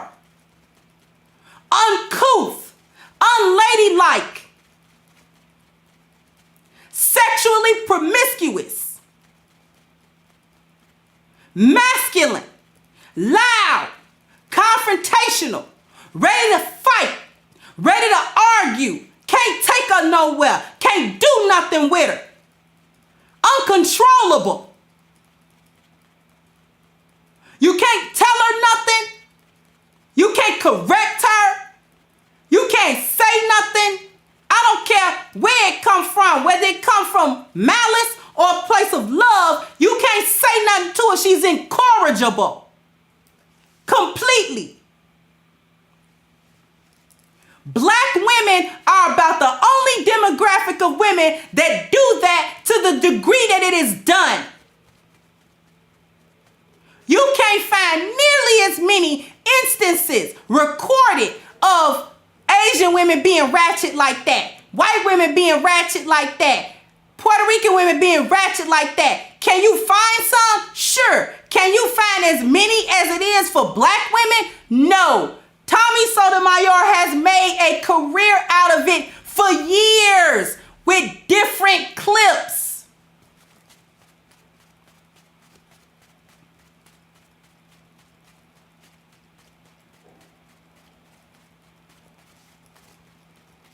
Black women are the one with these horrible public appearance, horrible image, and you in control of your own image. Mona Scott Young has become filthy rich off of portraying black women as these uncouth, ready to fight, cussing, clowning women, and they are all too ready to be cut a check to act like that. Ain't no gun to these women's heads.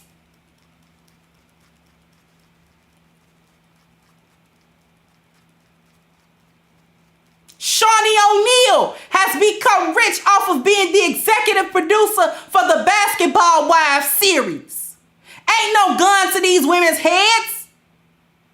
Like Iyanla Vanzant said, you're getting paid to be out of order. You're out of order.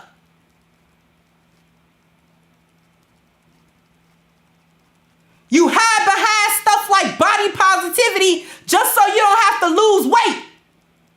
When you know when you 325 pounds, that ain't healthy. Not only is it not cute, it's not healthy. And you don't want nobody to tell you nothing. Can't nobody say nothing to you. You always got a rebuttal for it. You always got something you need to say and some reason why it ain't the way it really is. Then when you can't dodge that, you fall on colorism and racism. Well, you know, y'all just like other women because they exotic. Or y'all just like other women because they white. Or y'all just like other women because of this, that, and the third. No. We telling you that you need to elevate yourself and you won't even do it.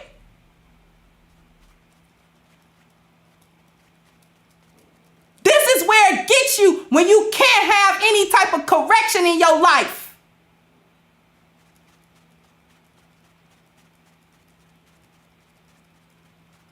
You can't be corrected. So therefore you can't reach any form of excellence. You can't do anything when you can't be corrected.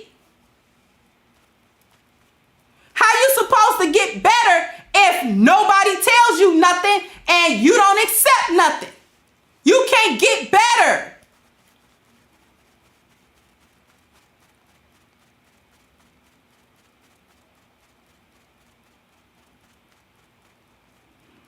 And you stay somewhere.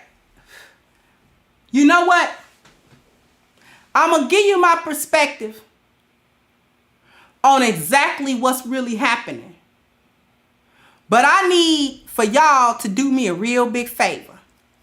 I need for y'all to get y'all some beverages. I'm going to go get me some water, some agua, and I'll be right back to give you my real perspective on exactly what's going on. Y'all give me a second. Give me a second, y'all.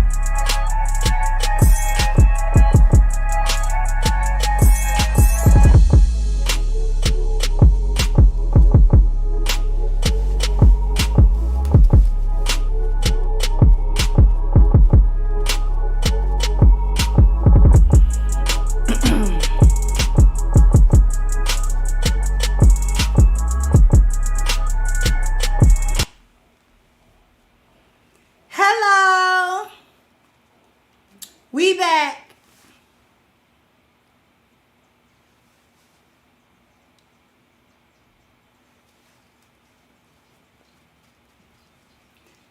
I really did have to go get me some water, y'all.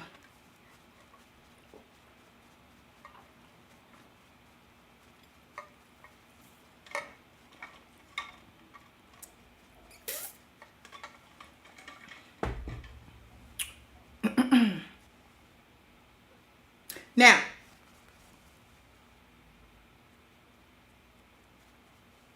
let's talk about the real issue here. I'm done with the video.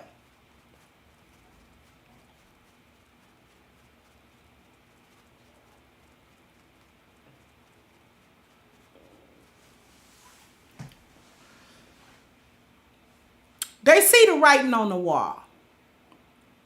Gynocrats, I mean. They see the writing on this wall here. And the red pill couldn't have happened at a worse time. The real anger is that men understand better and are moving in ways that protect themselves. And the gynocracy is becoming frantic. They're panicking. They're hitting the panic button. Because if men move in ways that protect themselves, if men move in knowledge rather than in ignorance, if men move in order rather than allow gynocratic chaos among their ranks, then that not only exposes the gynocrat, but it gives them no quarter. They are running out of places to hide. If everybody cut the grass low, where are they going to squat down and hide behind? It ain't nothing. This is where the anger comes from. This is where the upset comes from. Because black men are always supposed to be the scapegoat for the gynocracy. They're supposed to be the safety net for the gynocracy. They're supposed to be the ones that a gynocrat can always sacrifice for Zaddy to keep her little butter biscuit crumbs falling from the table like she wants. And not only that, Zaddy is pulling back them 4 Ps. Because see, it was Zaddy that said, I'll give you provision, problem solving, protection, and procreation. I'll give that to you. You don't need your man for that. And now that the bill comes due, now that the black woman, now that the black gynocracy has done the job, admirably, might I add, they did an excellent job of destroying the black community, making sure that it's nothing more than an ethnic outpost. Shout out to Book of Ronan. Zaddy have said, oh, no. You go back over there. We don't owe you nothing. Who are you? Well, you said you would pay me for, no, I don't know you. Do you got a contract for that? Did I write that on a contract? Do you got a receipt? Do you have an invoice for this agreement you say I made with you? Because I don't remember that agreement. If you can produce the agreement, I'll go with it. But I don't remember that. Do you have any receipt? Well, no, it was a handshake deal. You know, I was trusting in your word with this. I was trusting in your integrity as Zaddy, because you convinced me that you was the Almighty, that you could fix anything, that you had it all handled, that you had it all figured out, and that if I did this for you, that I would be able to come back to you and be yours, and you would forever take care of me, and you would forever have me. And they said, oh, no, I don't remember nothing like that.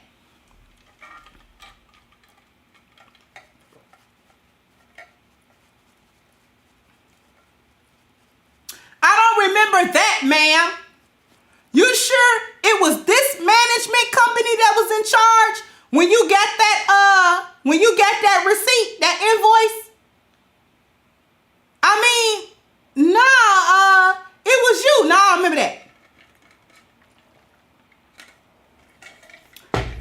Now, you're not quite so safe from Zaddy. You know who they sending at these gynocrats now?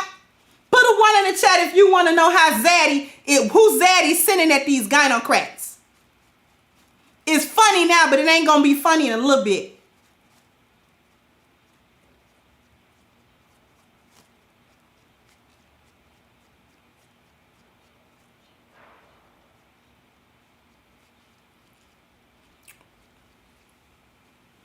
Zaddy is sending Karen at these gynocrats. See, for a long time, the tears of a Karen would only really hurt and harm a black man.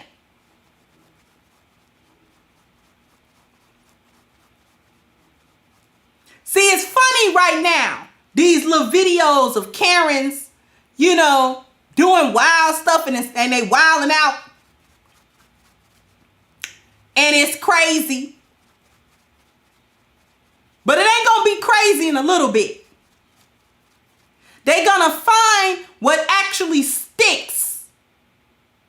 And these Karens is gonna keep on incriminating black women, saying that they doing stuff until they find something to start punishing black women for it. Punishing them for hurting their women.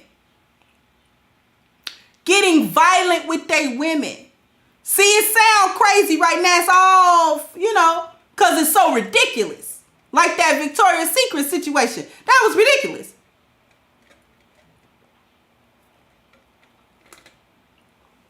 They send in one more element. It's a two-pronged attack on black women. And gynocrats don't have nowhere to go because they too stupid to change. They too ornery to change. See, they still believe Zaddy's lies. And this is why they won't change. They still hope against hope that Zaddy will come through and give them what they said they was going to give them. But you're not going to get it. They sending another one. They sending Karens. Put a 2 in the chat if you want to know who else they sending.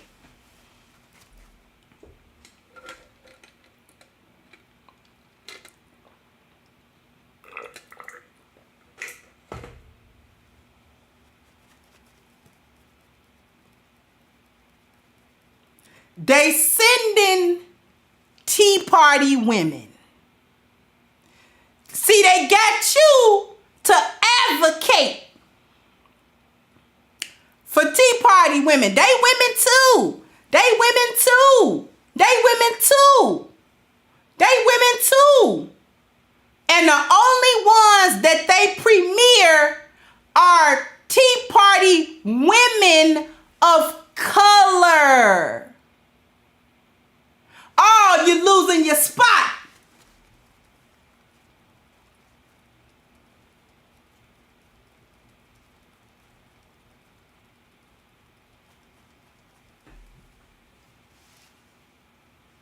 See, they got you to advocate for the Tea Party women, and they got you to try to get your femininity from them to ingratiate yourself and really become quote unquote sisters with a group of men that's just like women.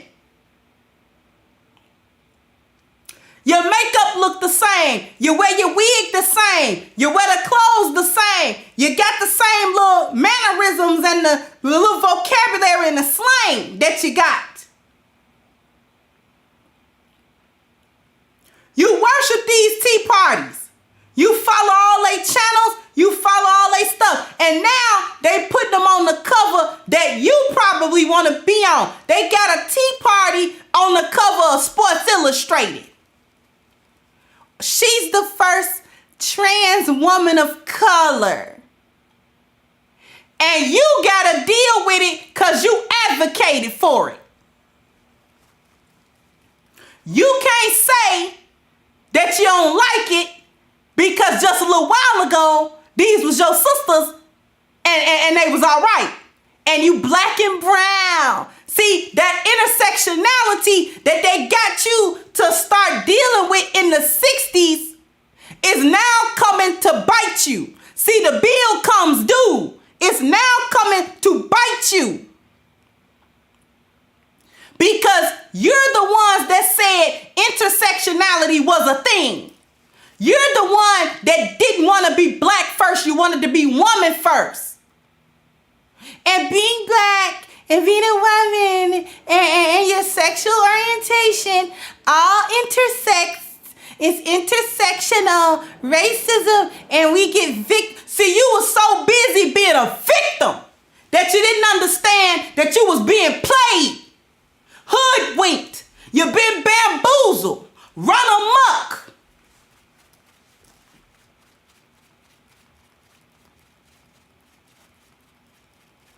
Now, they running through your sports.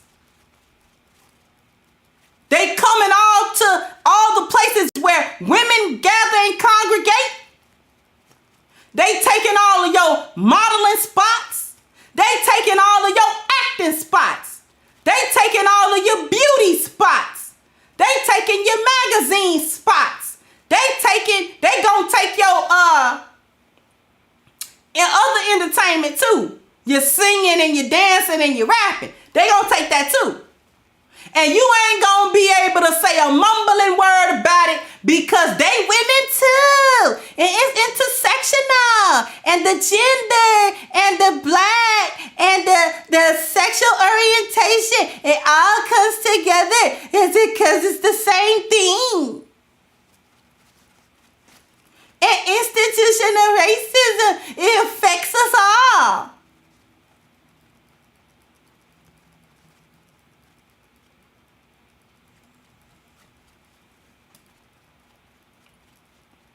That's your problem now. That's why real red pill feminine women are drawing the line, because you can't use us for cover either. We won't allow that anymore.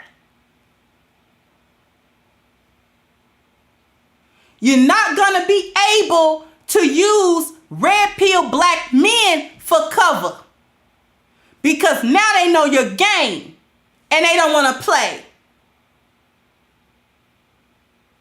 The sisterhood is gonna implode because y'all don't like each other. The rainbow tribe is gonna turn their back on you because your usefulness is gone. They getting what they getting now off of the back of you. Now you can go kick rocks with open toe shoes on. The only places for you to come back to are black men. So this is why you're mad at Kevin Samuels, because you hoping that they stay stupid enough to welcome you back in with all your trouble and all your threat. And you want to be able to come back to women to say, well, don't you have pity on me? Because we all women, we all sisters. No, we're not. Because when I was just minding my business, trying to be a feminine woman, you called me a pick-me and a mammy and all kind of names. And I'm black male identified and all of this other foolishness. That's what you talked about me like a dog. You talked about me and other women like me like a dog. We got long memories over here. You can't come out, slither out of the boneyard and think you finna come over into the Pride Lands and just sit down. No.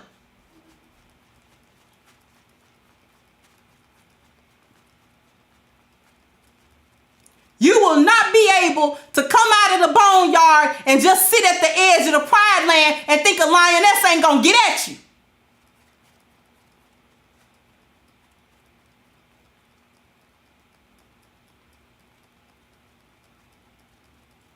This is why we're demarcating the line, so that when it's time for you to return back to the boneyard and perish, like Kalila said in the chat room, we're gonna be blowing our nails. Oh, girl, I think I'll change this to blue. Girl, don't you think a sky blue a little cute? Girl, yeah, I think a sky blue a little cute on you. Mm-hmm. Yeah. Y'all want to go out to eat at McCormick and Schmick's today? Yeah, I ain't been to McCormick and Schmick's in a couple of months. They had a good steak over there. Yeah, girl, let's go. Call your husband. We gonna all call our husbands. We gonna have us a date night with our husbands. Oh, girl, okay. All right, get ready.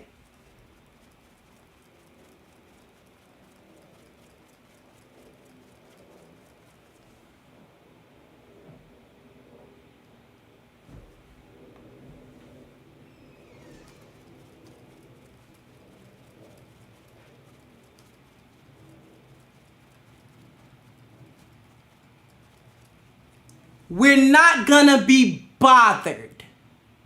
I'm unbothered. Let your problems be your problems. See, I told you I'm not here to save the gynocracy. I can't stand the gynocracy. I don't want to save y'all. Any woman that wants to be a real red pill feminine woman, come on. I'm talking to you anyway. If you got 1 foot in, 1 foot out, you're more out than in, come on. I'm talking to you anyway. Come on. You come over here.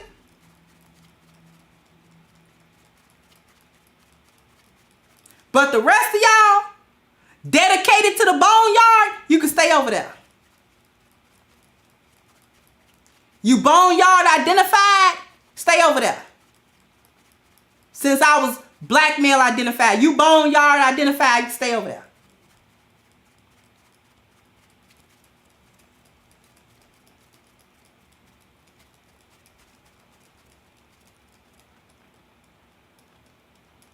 You don't know where you belong?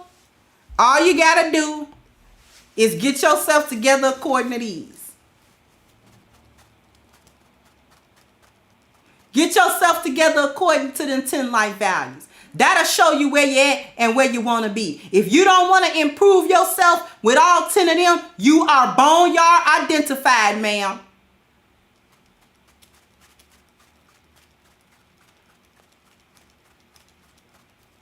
If you don't care about being a valuable woman, getting your personal market value, your belonging, friendship, sexual, and marriage market value together, then you are boneyard identified.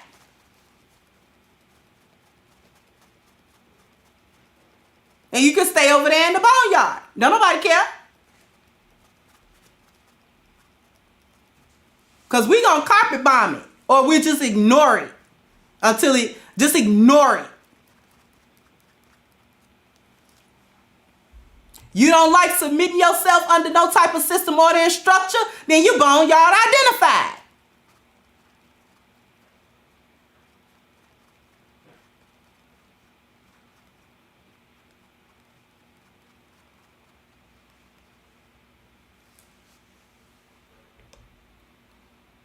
You one of them women. Let me give y'all this. If you one of them women that like partnerships, followerships, and opponentships, but you can't stand leaderships, you boneyard identified.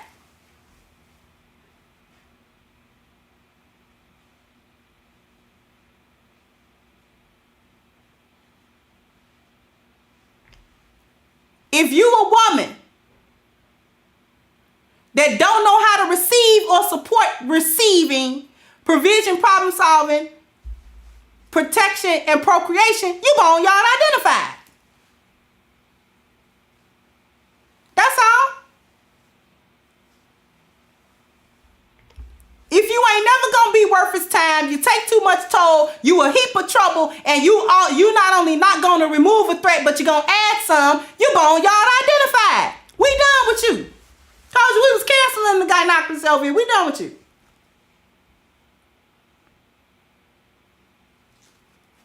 That's over and done with. That's a done deal. We done with the gynocracy around here.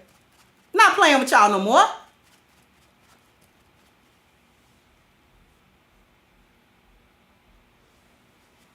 Playtime is over. I've been told you that.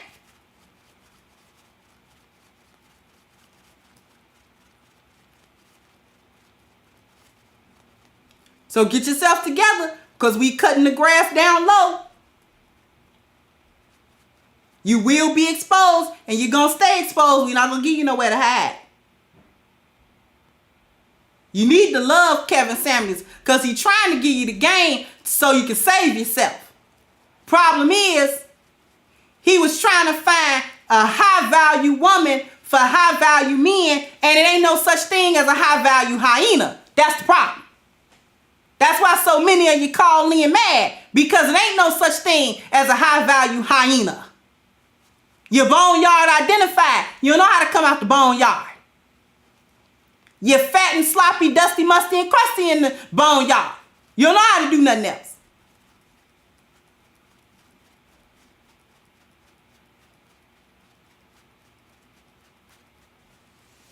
Did y'all enjoy this cook today?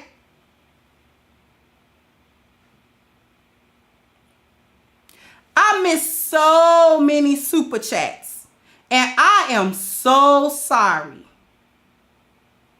David stuck. I'm just going back as far as I actually can to see super chats. D Skivelli, how you doing?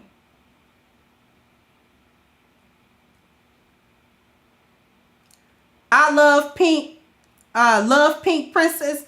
Thank you so much. Said love who you love, but please don't bash us publicly. Y'all making these other women way too comfortable to disrespect us and men. No way a man can hit us and hurt us, and y'all just stand by or say what we did wrong. Thank you for your contribution.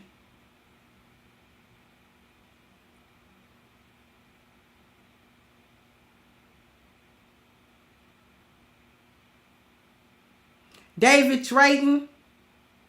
I think you did a couple. Love Pink Princess, you hit up a couple as well. So we all heard though. Please pray for our people. Change is coming. Change is definitely coming, but we got to make change. You can't just pray for it. You hit me 3 times. Thank you so much. Say they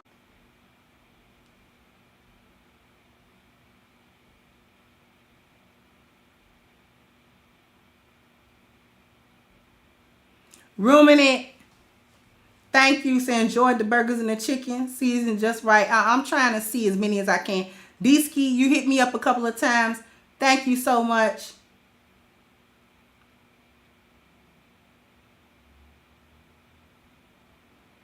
Love Pink Princess. Far from a hyena. You don't know me, but feeling the need to violate. So rude. You weird bro. I don't know who you talking to.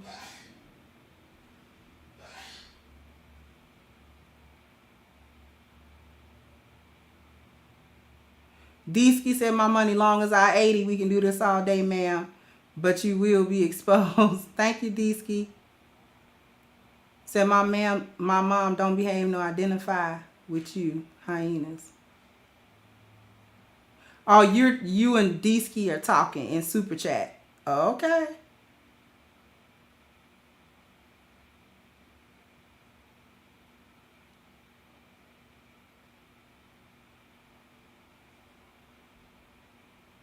Thank you, Angela C. So I assume y'all enjoyed the food today. This cookout, y'all want to know something? This cookout was brought to you by none other than the fantastical, wonderful, stupendous, and Fabonsky A-Game. A male herbal solution with 21 herbs. Okay? No artificial ingredients, no sugars, no caffeines, no sugar replacements, none of those. Just 21 herbs that are going to help address a man's health by addressing his blood circulation. That blood circulation, okay? So if you want to be part of the A-Game family and increase your vitality, your strength, your energy, and your libido, then all you got to do is go down into the description box and click the link for A-Game at agameherbal.com and get your 10% discount off of your next purchase using the code Kendra10, Kendra, the number 10. All right, and your order of A-Game will be sent to you ASAP, and you'll be part of the A-Game family, right? And ladies, the same. If you want your man part of the A-Game family, and you do, yes, you do. Super simple, same thing. Click the link in the description box, agameherbal.com, 10% discount with using the code Kendra10, okay? And I want to thank everybody for coming through with the super chat so heavy, coming through with the Cash App so heavy. I'm so sorry. Please forgive me for not being able to read all through the super chats. I was so busy cooking y'all briskets and your sweet potatoes that I couldn't get all of it read. So please forgive me for that. For all of those that I missed, I mean no disrespect. I really appreciate your contributions and support of the channel. Same thing for the Cash App. So many of you, I can't shout you out now, but I definitely appreciate all that you have given. I appreciate your attendance and the whole thing. And with that, I'm going to go ahead and sign off, and I'll catch you guys on the next one. Bye-bye, Crimsonites. Hey guys, please like, share, and subscribe to the channel and hit the notification bell. And if you've got more to say on the topic, leave a comment down below. Also, don't forget to support our sponsor, who so graciously supports this channel by clicking the description box and the link for A-Game at agameherbal.com. You can go ahead and get a 10% discount off of your next purchase using the code Kendra10. This has been yet another Crimson Cure production, and I'll catch you guys on the next one.